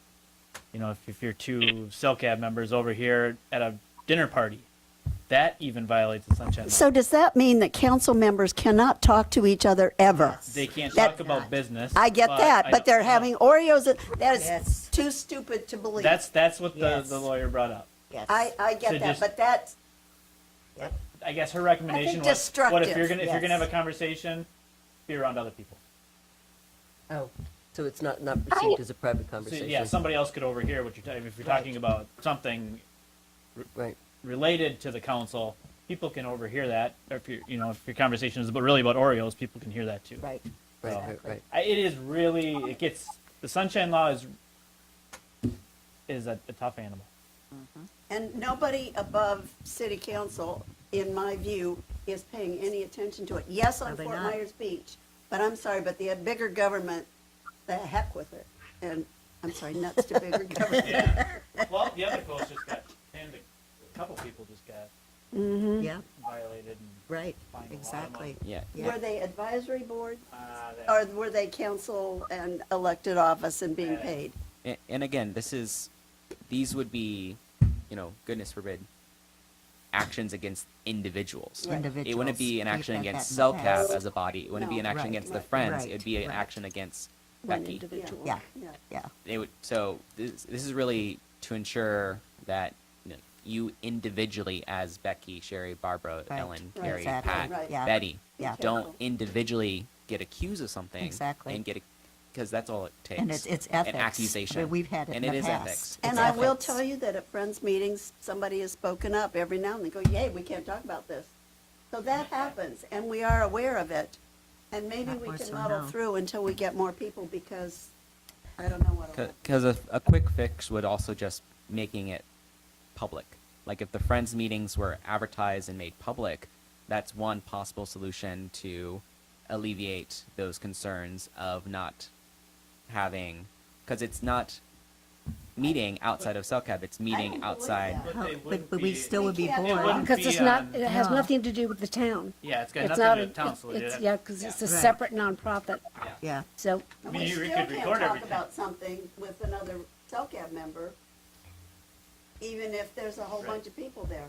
Yeah. I mean, the meetings are Zoomed, and we could Yeah. record the Zoom meeting. Is that going to help us in any way? No, I think the issue is that this is not affiliate, the Friends are not no, affiliated we're- with the town, no, so no, no, obviously no, it no. can't. right, that we wouldn't be, Yeah. yeah, yeah. We could just do like a Real Housewives, have like CellCab in Fort Myers Beach, cameras falling around everywhere. Okay, I think enough. We've talked about this yet again. Let's move on. We've got a long meeting. Collection storage. Did you want to talk about the board profile in terms of, because you haven't really had a chance to look at them all yet, but in any I event. haven't. Okay, I don't think in terms of purposes of time, I could sit here and Yeah. go through them all Yeah. and No. compare them. Yeah. I'll have it in our summary and I'll submit the workbook, if not tomorrow, next week, and I'll send the finished workbook to everyone. Great. And then please, if you could please email me and or Jeff your availability for the next through October 1st, when you're going to be here on island. August, September, October. Yes, because that First, right? October 1st. Yeah, I mean, Yeah. So now through October 1st, so I can schedule a date for the peer reviewer to come and have an in-person session. Usually it lasts a day and a half to 2 days. So, and and it'll go over all of the above, right? He's going to go over collections, education, organization, finances, security, disaster preparedness, Wow, everything and everything you can think about the Mound House. excellent. So, Very comprehensive. in terms of your participation and the MAP team participation, which me, Jeff, Barbara are 3 of the MAP team, the other 2 being Karina Brites, the Museum Development Coordinator, and Nancy Smith, who's the treasurer of the Friends. Given that this CellCab or these positions are going to be open to more people, can more people who might be interested in future membership in the Friends or CellCab be also invited to audit this or listen? Is that something worthwhile thinking about? From my understanding, correct me if I'm wrong, Jeff, since, CellCab members will be meeting about something, it would have to be public as well. So we'll most Okay. likely be meeting here. So we do encourage the public to come and give their input as always. Okay. I just want to clarify one thing. Just because we've been talking a lot about, the separation of the Friends, it doesn't mean you can't be a Friends member. That's exactly right. You can still be a part of the We've had to get a lot Friends, of Red members. just not a voting member. So I just wanted to clarify that it's not like you can't be on one if you're on the other, but it is hard. I get You it. still can't be, I'm not on the board, Right. but I am a friend. I still can't talk at that meeting about anything that's going to come up. Correct. with Yep, CellCab. you're right. Right. I mean, Right, that's right. the deal. And we intentionally do not. And we work at it. I'm not saying you do, but I just don't. Yeah. I just want to protect. I stumbled over what is our mission, but you're spot on. I mean, the mission used to be much broader than it is Right. now. No, It it's shrunk. No, it never was. Well, except the, No, because CellCab has always been in existence since the town incorporated. but the Friends is what caused the town. I mean, the Friends caused the town to buy the Mound House. Well, They were That's- the founders. but yeah, that the, was Well, to- because But again, it's sorry. the town. It's, the town owns it. The town is financially responsible for it. But you're talking about the fact that the Friends founded or got the incentive to get the ball rolling. Correct. They willed the Mound House into being a town property. And because That's they were all volunteers that wanted the same thing, they wanted the Mound House to happen, and they were instrumental in making it happen, and absolutely. correct. So even But when they as far formed as- it, I mean, these two were around when it happened. It predates me, but in 2005, your role was still vastly bigger than it is now. Because I used to kind of glibly say to Allison when Allison came on board, I guess now all we have to do is fundraise, because that's when it really changed. I remember, because I was on the Friends Board about that same time, and it was always advocacy and fundraising. It was mostly We had advocacy. our own, It we was had our advocacy. events, we had, the bylaws, we'd That's have our true. meetings. That's true. I'm right. You're I right. am You not are. You are. wrong Yeah. there. No, you are The- right. Yeah, It's never changed. Yeah, according to, I was going through some early minutes from like Way back. 2000, 2005, Arden. That's a name you probably haven't heard in a Oh, long yeah. time. The first director of the Mound House. So the Friends came up through CellCab. According to the minutes always on the same record, people. Exactly. it's always It been the was same always people, the and this same has group. been a continuing Right. issue. I won't say problem, but an issue, a sticky. What do you call it, Ellen? A sticky widget. Yeah. Of and specifically CellCab wanted to fundraise, but CellCab couldn't fundraise, so CellCab made the Friends so as a channel for CellCab to raise money. Right.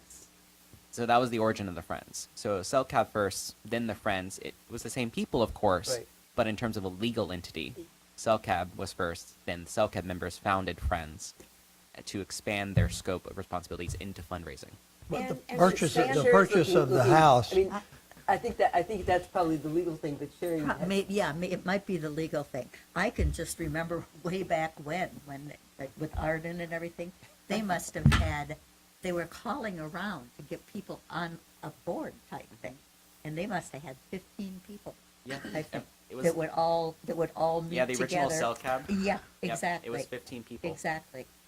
And And then, Betty was involved too, I'm and sure. Betty was involved. And the yeah. other Barbara Hill. Yes. Yeah, the There other was Barbara another Hill. I was involved. That's right, the other Yeah. Barbara Hill. Fran Myers, There's they only one had a Barbara. whole, The April Mops. yeah, exactly. Actually, there were two. So how that all Fran finally Meyer. came together, and then with incorporation, I think then they started setting up committees. Okay. That's kind of how, yeah, exactly. I think that's how it all kind of, I remember. So that's where the correct. rub came, once the town Yeah, became a town. yeah. Because before that, It was just all, was it was, yeah, extra volunteer, legal. extra, yeah. We'll just get rid of the town. I've heard that proposed. They were at the county's mercy. And then you can, and then the friends can raise the Yeah, $400,000 it kinda costs how- to run the yeah. organization. Simple. Yeah, and that's kind of how I remember That's it. when It I was just a found out. free-for-all, and, yeah, Yeah, is that really the ball you want, right? no. And you know, that is in our land development code, that eventually, once the Mound House is operational and running smoothly, is that eventually the town wants to give it over to a foundation, which in essence is what the be smart. the Friends is. you are so far from the microphone, they're not. Oh, I'm sorry, I'm doing that know, again. dear. I'm sorry, bad habit. Sorry about that, everyone. All right. But I think we Anyway. all have gotten along tremendously. I mean, it's all been, we've all worked together so well that there's never been any controversy, and I think, and it's been a lot of the same people that are very dedicated. Well, and that's But- where we just need and- to get more And we new get to need- people. We right, just get new blood. people. Exactly, and I think new people are wonderful with But then you have to educate ideas. them about the But history that, of it. but that's what I'm talking about. You need the education and the leadership and the background. They need background. So, Okay, let's move on to collection storage update. This one's We really- have exciting news. yes, Yes, so the town hall was purchased. Yes. And there is, Bill was signed. okay, okay. in the process of being purchased, I guess.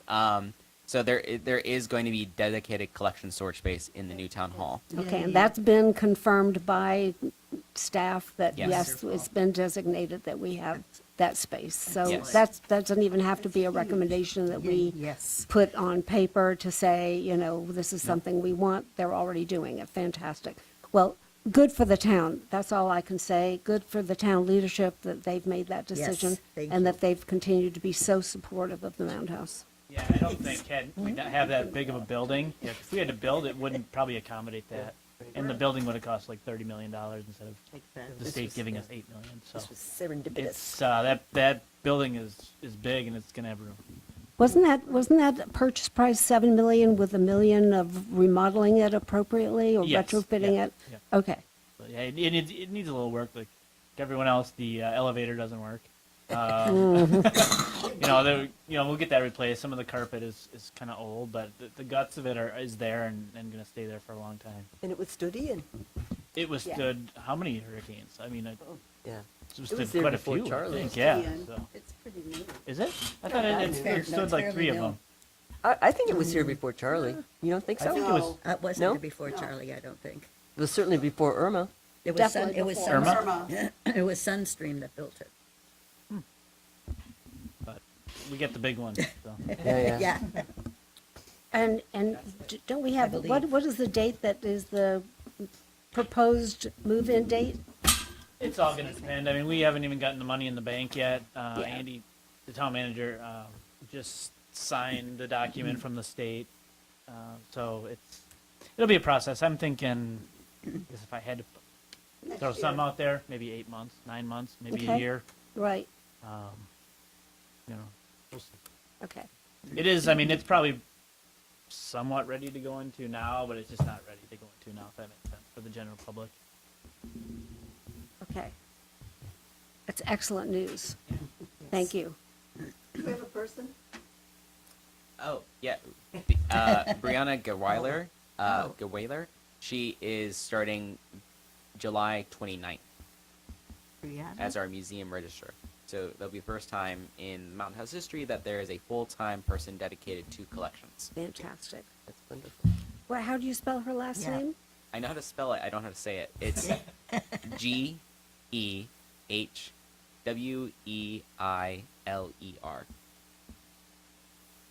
Gerweiler. Yeah, that's, I know, right?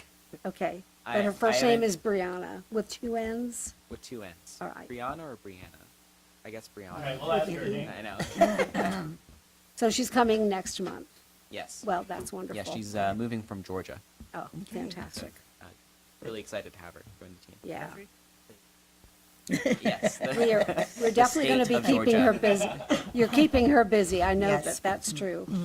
Okay, let's move to the Newton Park design draft, and I do know this is something of great interest to Carrie, so I'm hoping Carrie is Yes. still there. So she's been very patient, because I know Mound House is not top on her agenda, but this That's Newton not Park true. is. I'm having to educate myself, and thanks to you guys, I'm doing that. So I appreciate that because I just didn't know that much about it until now, and I love it, and I'm learning more and more about it. So Good. It's all good.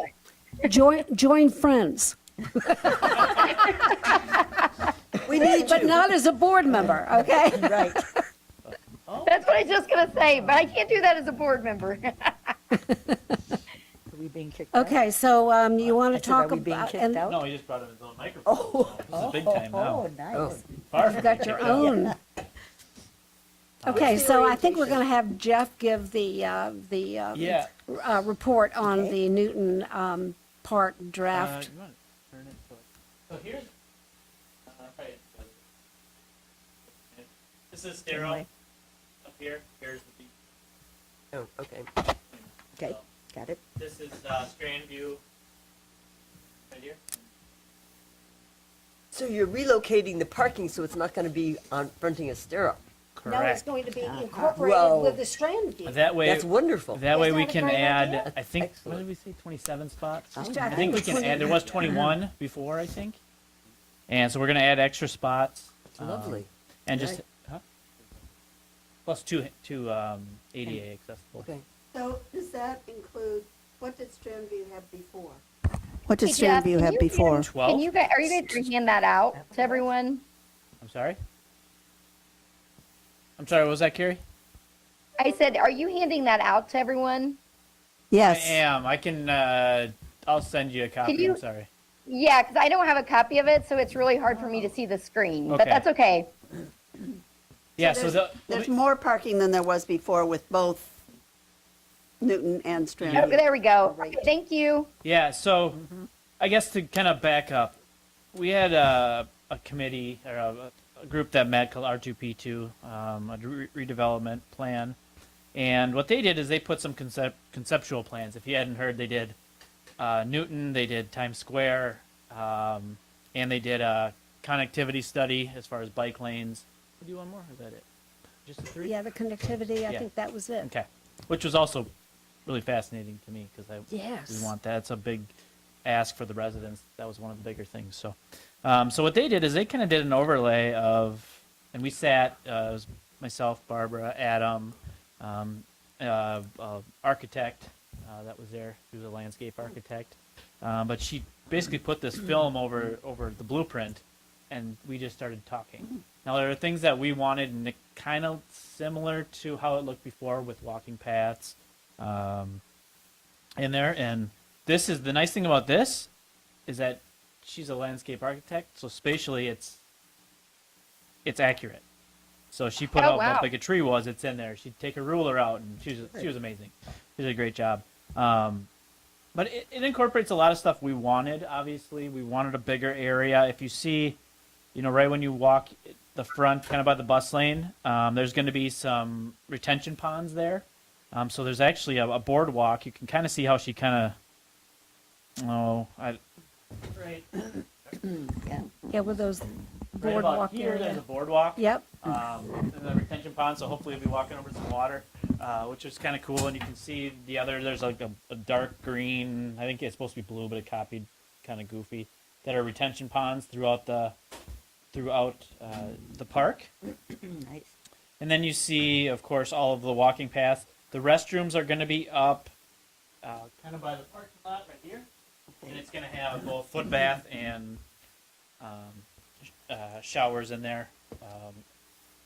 And then... We are putting showers in there, or we are not? I'm sorry? Are you suggesting you want showers in there, or you do not want showers in there? We probably will have a shower in there. I don't know if there's going to be a way to... I would like a way Can we to keep that almost turn outside? it off. Because we have a lot of homeless people. We discussed that in the last meeting. We don't mind having a shower on the outside where you can rinse off. But if you have those inside those buildings, that's going to be a problem. No, and we actually had a somewhat of an issue with the homeless on our outdoor shower. Now, I know there was a guy in his boxers that would strip all the way down, and Yep. oh yeah, So That's a little more so yes, private. we are aware. You know, we want to make these amenities in this park good for the residents. I don't want to eliminate something just because there's a potential problem like this. If there's a way we can maybe turn it off at dusk, or if we, I don't know how that would work, but I'm sure somebody's thought of it before. So no, they're not going to be indoor showers. They're going to be like they were at the beach accesses at Lynn Hall Park. Yes. Those you know, they'll be, and then they'll have like a dog bowl and everything like that. So will the restrooms be able to be at grade level? That's going to be. We had a discussion about that. We're not sure about hardening that one. Okay. There are ways to fancy up a trailer. If we want, we can put a trailer there and kind of decorate it Like a house. like a house a little bit, but it has to be movable. So I think there's ways to do that where, you know, we obviously the last thing I really want to do is elevate it. Yeah. But that's just my opinion. If obviously if somebody has a different opinion, that's for them. But and we can discuss it. But I'd rather not have it elevated. I think, you know, the view corridor in that park is great in keeping things. You know, we will have like the big pavilion. You see right after that. Yeah, there you go, Adam. Adam can show you that one where that can house 100 people. Wow. And the wow. grassy area right below it can house 100 people. So if you could have a nice reception, or even you could have a acoustic guitar there. I don't think we'd ever have a rock band there, but you know, it'd be a lot different than Bayside Park. It'd be acoustic, or you know, maybe some wind instruments even. So percussion, something.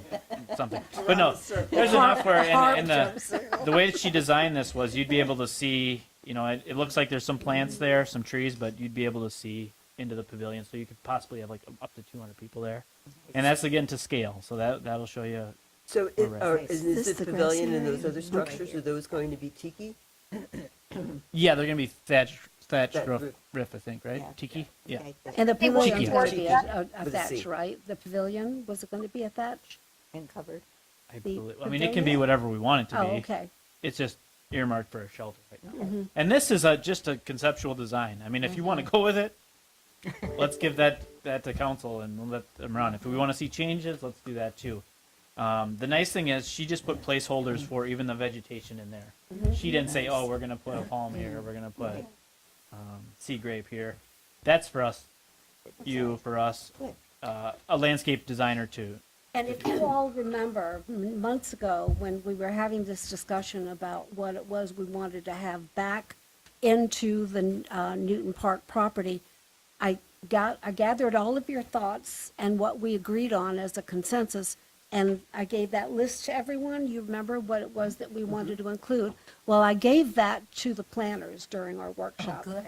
And they made copies for all of their staff so that they didn't miss anything in terms of what we all decided that they're going to incorporate here. So the part of the workshop the next day where they had a chance to review that and come up with, potential plans and fine tune it was such a great experience. They were so receptive, they're smart, and if you remember correctly, we knew what we wanted back, but none of us are urban planners.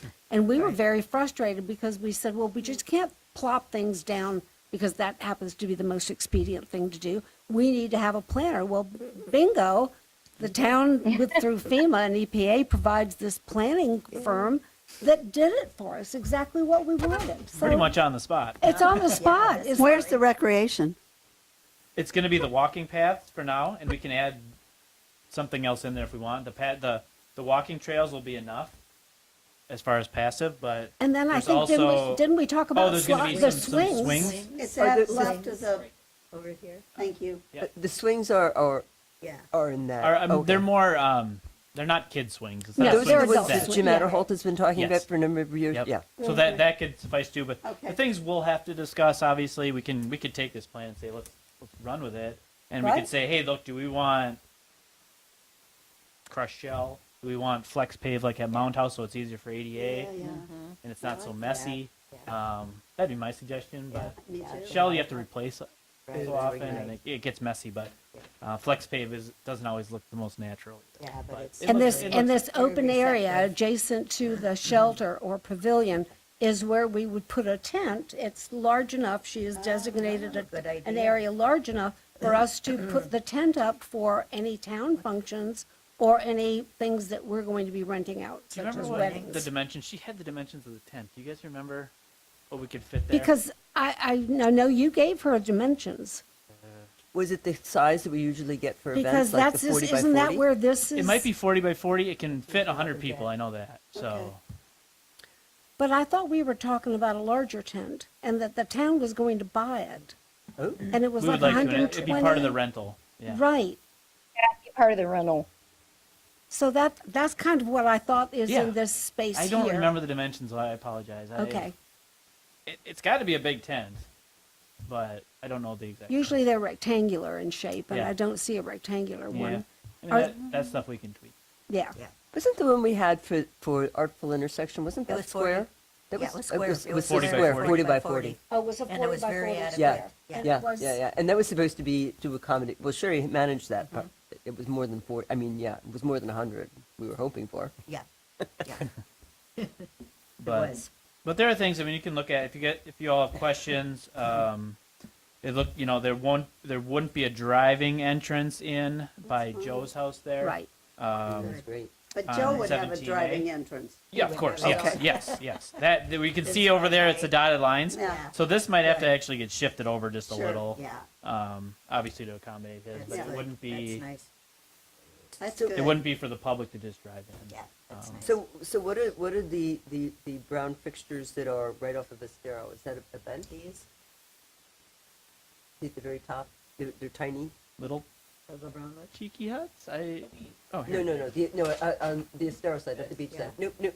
Oh, On the- this is Oh, signage. The the signage? Little tiny Oh, maybe it's a sign. The Signage. sign. That's what I was gonna ask. We were Okay. talking about like an, So that's- we were talking about Yeah. like a gateway sign, but Yeah. we Yeah, never I came up with know, that town, exactly. the sign ordinance from the town, but. Yep. Yeah. So then that brings up the question of what will that sign say? Meaning, what are we going to call this? Today, Owen. Today. Exactly. Can we put that on the agenda for another time? Yeah, Definitely. let's not open that up Oh. today. Can One of thing Worms I Park. did send, and it was her, it wasn't Elizabeth that did, or what was her, is Elizabeth? Yeah, Elizabeth. Yeah. Okay. When I looked at this, I said, you know what I didn't think about is like one of these little cheeky huts, if it could be oriented toward the beach, so that if people are walking along the beach and they want to just get under some shelter and be able to sit down, but they want to still be able to see the water, there really is no place for them to sit. And certainly no place Anybody- under shelter. So she thought that was a great idea to move one of those shelters over to, Sure. And we have that whole area right by the berm there. exactly. And I think that the tikis used to be down by the beach. Those were always full with the little picnic tables. These were, I mean, people use those a lot. There's also shade trees, maybe. Could you Yes. put a A chairs bench or or a something. bench or Yes. something? How deep is this property? I'm sorry. How deep is it from Estero to the sand? I mean, how many feet roughly? I don't know, I but don't know. I'm not sure. But we did have one resident that was there that wanted to be part of the meeting because she has two family members that have ADA accommodations. Oh, that's wonderful. And Yeah, yeah. this was the closest beach from basically the seawall to the water. So they didn't have to push the wheelchair out as far, or they could walk with a walker out that far. Now we've talked about getting Moby mats that go all the way out to the beach as an option too, as another added benefit. But yeah, I don't know from Estero to the beach. I don't know. Oh, and another question, you talked about the surface, I don't remember the name of it, that's at the Mound House. The black flex wall. pave. Like, does that come in other colors? Because if you had it in tan, it would look lovely. It would look like sand, right? That's a good question. Good Great question. I idea. don't know. Great idea. Yeah. but I am gonna find out. We get a lot of compliments on that. I mean, On it's the very flex page? comfortable. Yeah, but It is. It's nice, and it does look, it doesn't look like concrete for sure, by any means, but I think it would stand out more, and it's black, so at the beach it might be hot. So Yeah. if it came in another color, if it Yeah, came in that'd be brown, great. brown or I'll bet it tan. does. I would think so. I would think it would too. Yeah. Or even like an off, Yeah, just something other than black. like not, Hot pink. yeah. Why not? Ubiquitous tan. Orange would be You can good. see that from the plane. I'll tell you that. I was gonna say, we get attention. But yeah, I mean, it was really good. We went into it thinking we had an idea. We had talked about phase 1, phase 2, and Well, they had two different ideas, but we came up with this third one, and then that's the drawing that you see before you based on that communication and that workshop. It was just so incredibly productive. They were a great team to work with. Great team to work with. yeah, and there's grants and stuff we can apply through them. But I think we should get going on this. Yeah. So, yeah.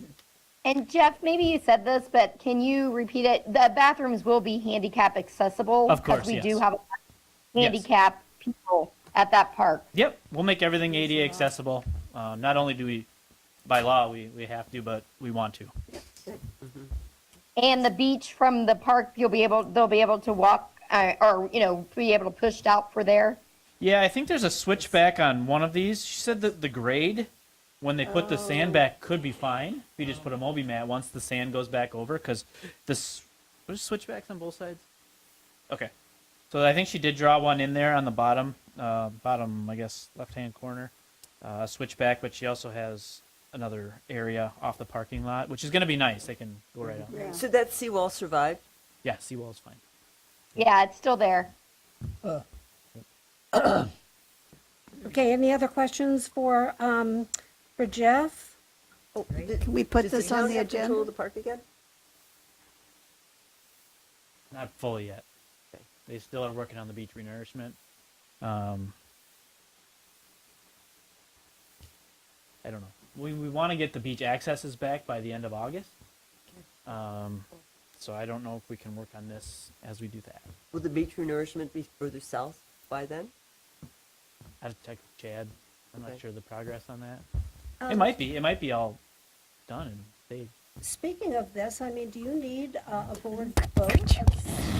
Do we need a board vote for this?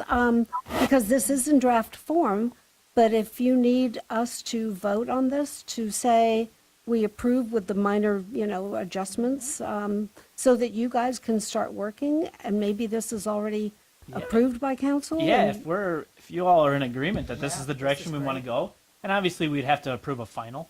So this is just a draft Right. that we can go Concept, ahead yeah.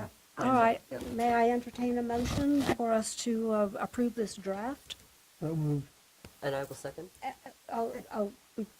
Okay, Pat has made the motion and Ellen has seconded that we approve the draft as presented.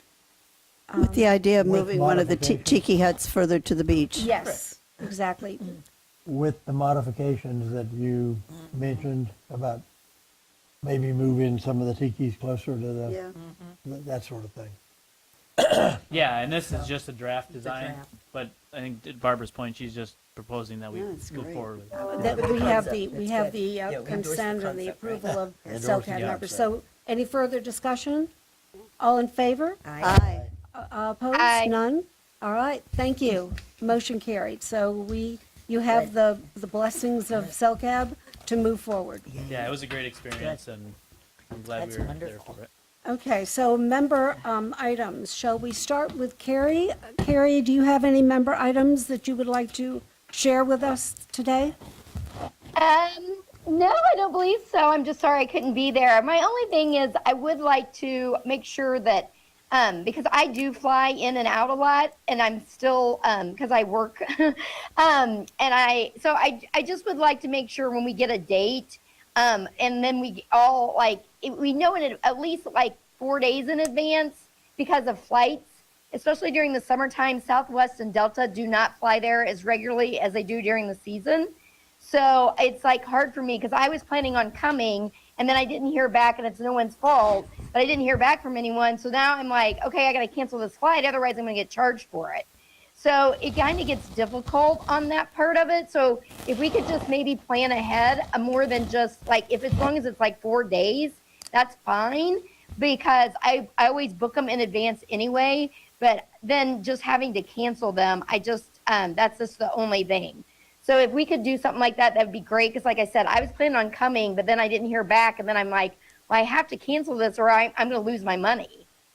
Yeah, and part of me asking Adam to kind of take it over is because he'll get it done in better time than I would. You have too much. So yeah, and he's got cell cab, and I gave Danielle board cab. So the other managers do it. Like Murph has Chad, and Anchorage has the harbor master. So that's appropriate in what the town has too. So. Yes. I'll make sure. So thanks, Adam. If you can help me out on that, that'd just be great. Just because, and come October, I'm there pretty much all the time, other than when I fly for clients. But I just need to know a little bit in advance. Well, don't we have a standard meet up time every month? It is Thursdays at 3. Yeah, I think we've just Here. been Yeah. not having a quorum And I lately. did have so I it. think that's I did have it booked, and I was ready to come, and then I got asked, on the email, and then I didn't hear back, like it got canceled or not. So then that's why I emailed everyone, and I said I'm going to have to cancel because I haven't heard Yeah. from anyone. No, that's because I fair. can't wait until the day before. Right. So is it the third Thursday of the month? It used to be 4th, Okay, because the but it 12th. doesn't matter. I think it's the third. Was it third Thursday? I guess. It was Friends- originally scheduled for the 27th, but because we Oh, needed right. this board activity You're right. done, You're right. Right. and we hadn't met in 3 months. Ah. And the board, this activity we just did, it's due at the end of the month. So I wanted to make sure there was enough time for me to submit it and fill it out properly to the peer reviewer before. Because if we met the last Thursday, I would only had the 1 day. Okay, so think- it's the fourth Thursday. And maybe just a suggestion, next meeting, we can have actual dates we can hand out and make sure that those are the dates So and that that they get put everybody on our town knows. calendar. I know they're on there, but it's gotten switched Yeah. around so many times that I think we could just go ahead and do that. That'd be So good. do you want 4th, 3rd, It's no different. 3 doesn't o'clock make a still works difference for to everyone, me. or is it a different time? I think 3 3 o'clock's has good. always worked well for a lot of people. How about In you? theater season, 3 o'clock on Thursday doesn't work because our theater tickets are. We have season tickets Yeah. to the Barber Man, and they're on Thursdays. I don't think there's usually anything in here on Thursday afternoons. So if we met needed- earlier, We we could met do like two, we or- could meet at Sure. 1 o'clock. Give us a little bit. Would 2 work? Or is Well, that we too? could do it earlier if it's easier for you. Pardon? We could do it earlier for you if it's easier for you. Yeah, I could mean, do 2 would if 2 you be wanted too? to. I like That was 2. this- Would I this like be 2 open at also. I'm in the Yeah, you same can all category as she is, same tickets, same nights. Yeah, Different tickets, same nights. so, Well, now we got to pick between Friends, Cell Cab, and Theater. No, I'm just kidding. You go to Naples? No, Barbara Oh, Barber Man. Betty, where, Broadway. You go to Naples? where's, No, is no, Betty still with us? We do too. She's still with us. Betty, she's on mute though.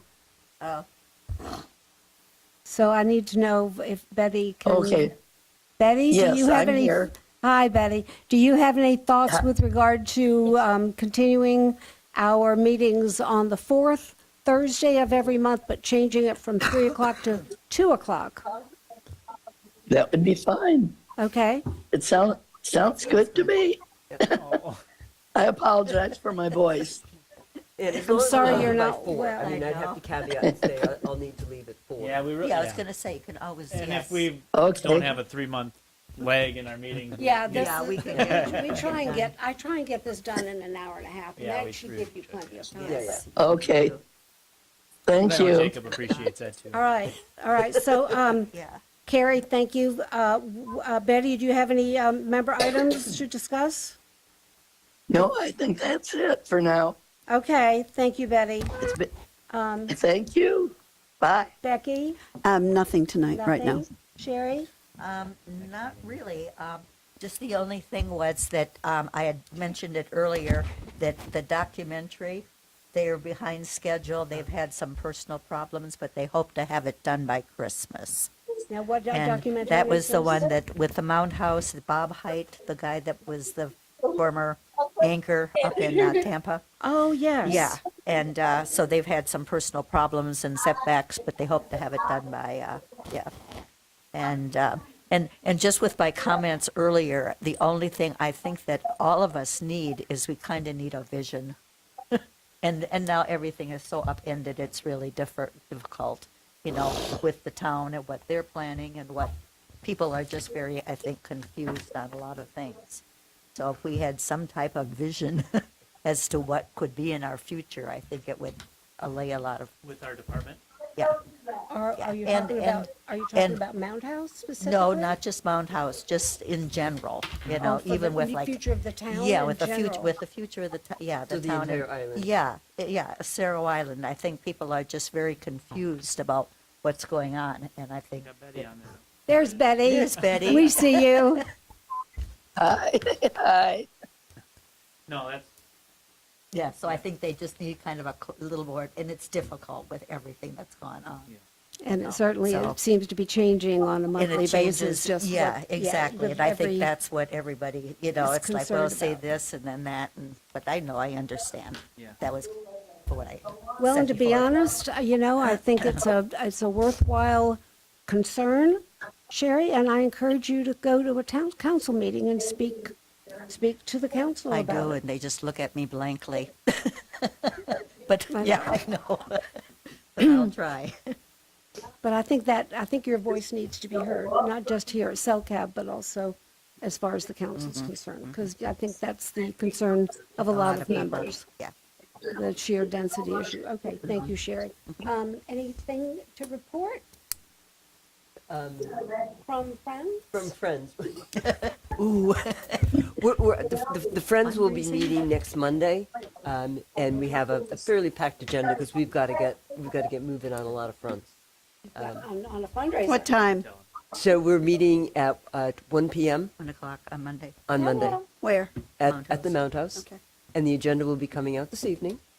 Yeah, we have fundraising. In fact, I'm happy to know that Adam's thinking about the Songwriters Festival in September, and we have to talk with Adam about roles, what the Friends are gonna do, what he's and the staff are gonna do, and that kind of thing. bigger tent this year.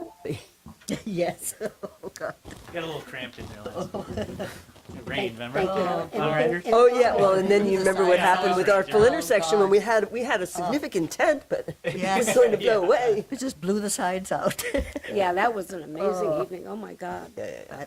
Pat, But thanks anything to to Adam. report? Will we be having Zoom going forward?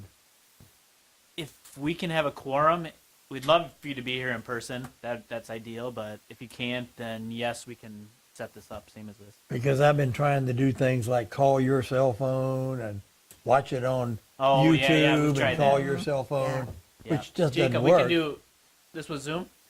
Okay, that's great. That's great. And one other thing I will announce is that I will be giving a talk on the Mound House to the Southwest Florida Historical Society in January. Great. And they have, I hadn't worked out exactly what I'm going to say, but they invited me to bring books and sell them. Perfect. Hey! Wonderful. Where And is I that? think we can probably have a few people go with you because you're You going to sell bet. so many Sure, books. You're going to need people Oh, yeah, well, supporting I'm you. going everybody, Yeah. I've been talking with the president of that, who is a retired archaeologist, and the preparation they're doing for this, I got to have things ready 6 weeks in advance, and you know me, I'm working on a 6-day advance type thing. So that's just an announcement. I'll let everybody know great. the date and Oh, everything. okay. Okay. Wonderful. But that's going to be Yay. in January. In January. Excellent. Wonderful. Okay, I think that is the report and the meeting. And we already have established that next month we will be, not July, but August. August. We will be meeting the fourth Thursday of the month, and it will be at 2 o'clock rather than at 3 o'clock. It'll be the 29th. Great. The night, what's the date of that? The 29th. August 29th. No, the fourth Thursday is the 22nd, because August 1st is a Thursday. It's a Thursday. See, that's where I think we need to Ah, tell the you're right. dates. Huh? 22nd. Thank you for catching that, Yeah, Pat. yeah. Yes. Thursday. So it's the 22nd. 22nd. Yes, my apologies. And what about our That- meeting with the peer reviewer, Yes, if we can have that, a date on that. Adam? Peer reviewer date, what date do we have Yeah, set for we- that? So the peer reviewer date has not been set because it's determined by the availability of CellCab and the MAP team. Are we looking So- at July for that? It has, so he needs 4 weeks to review Okay, the MAP workbook from the date I submit it. So 4 weeks from the day I submit it, hopefully tomorrow. So basically, the last week of July through the last week of September. okay. Yeah. So it's a very tight your schedule. travel schedule? So I'm staying here, because he's so if I flying know in what from the dates Oklahoma. are. So it's based in. If 1 or 2 people can't be here, that's okay. We just need the majority of the governing board present for this in-person workshop. Okay, Can that be a Zoom meeting as well? If there's quorum in person. Oh, yeah, obviously. Yeah. It'll be recorded just like it is today, but yeah, we can try to. Okay. Yeah. yeah, I mean, it Yeah. really, if it's at all possible, I A think date. your obligation to the town, being a CellCap member, is to be present at every meeting. It's just so crucial, especially as we're going now through this MAP program. That's a big thing. But And- once you have a place to live on the island, it makes it a lot easier. And Oh. if you don't, that's a problem. That's true. That is very And you're true. way out of town, out of state. Yeah, that's very true. Agreed. Agreed. So the issue of having to have a quorum in order to allow people to participate by Zoom, is that a state law regulation or is that the town? Oh, I don't remember what she actually said. Because if it's a town rule, we could ask the town council to change the structure because it would be far easier to have a quorum if you could establish the quorum as part of the call. Yes, I would have to ask. I don't. Okay, if you could find that out, because that would make our lives, I mean, it would make it almost guaranteed that you'd always be able It to would have a always quorum. be. 'Cause it's not lack of availability, it's lack of physical I presence. know there is a reason. I just can't. Remember think what of it it is. right now. Sure, sure. Yeah, because if that rule got changed because of COVID, which maybe the state changed it, I Could be. Yeah. because a lot of Yeah. things got changed because of COVID. Yeah, I'll find out though. Okay, that'd be great. Okay, so the meeting with MAP will be established, and that Adam will give us advance notice so that we'll know when we'll be meeting with him, and we'll try and make everyone attend if we possibly can. Well, if we all send him the dates we're available, Right. that will help. Exactly, Yeah, exactly. exactly. If I know dates, then you can plan your Give- summer well, schedule. Give, like 3 or 4 possible dates for us to look at. Good. Yeah, I'll have maybe him send out a few dates, and if one works for everyone, great. Great, great. Okay. That's I'm just wonderful. trying to think of the scheduling thing. Survey Monkey. Have set up Survey Monkey for dates. I've used that. That works really well.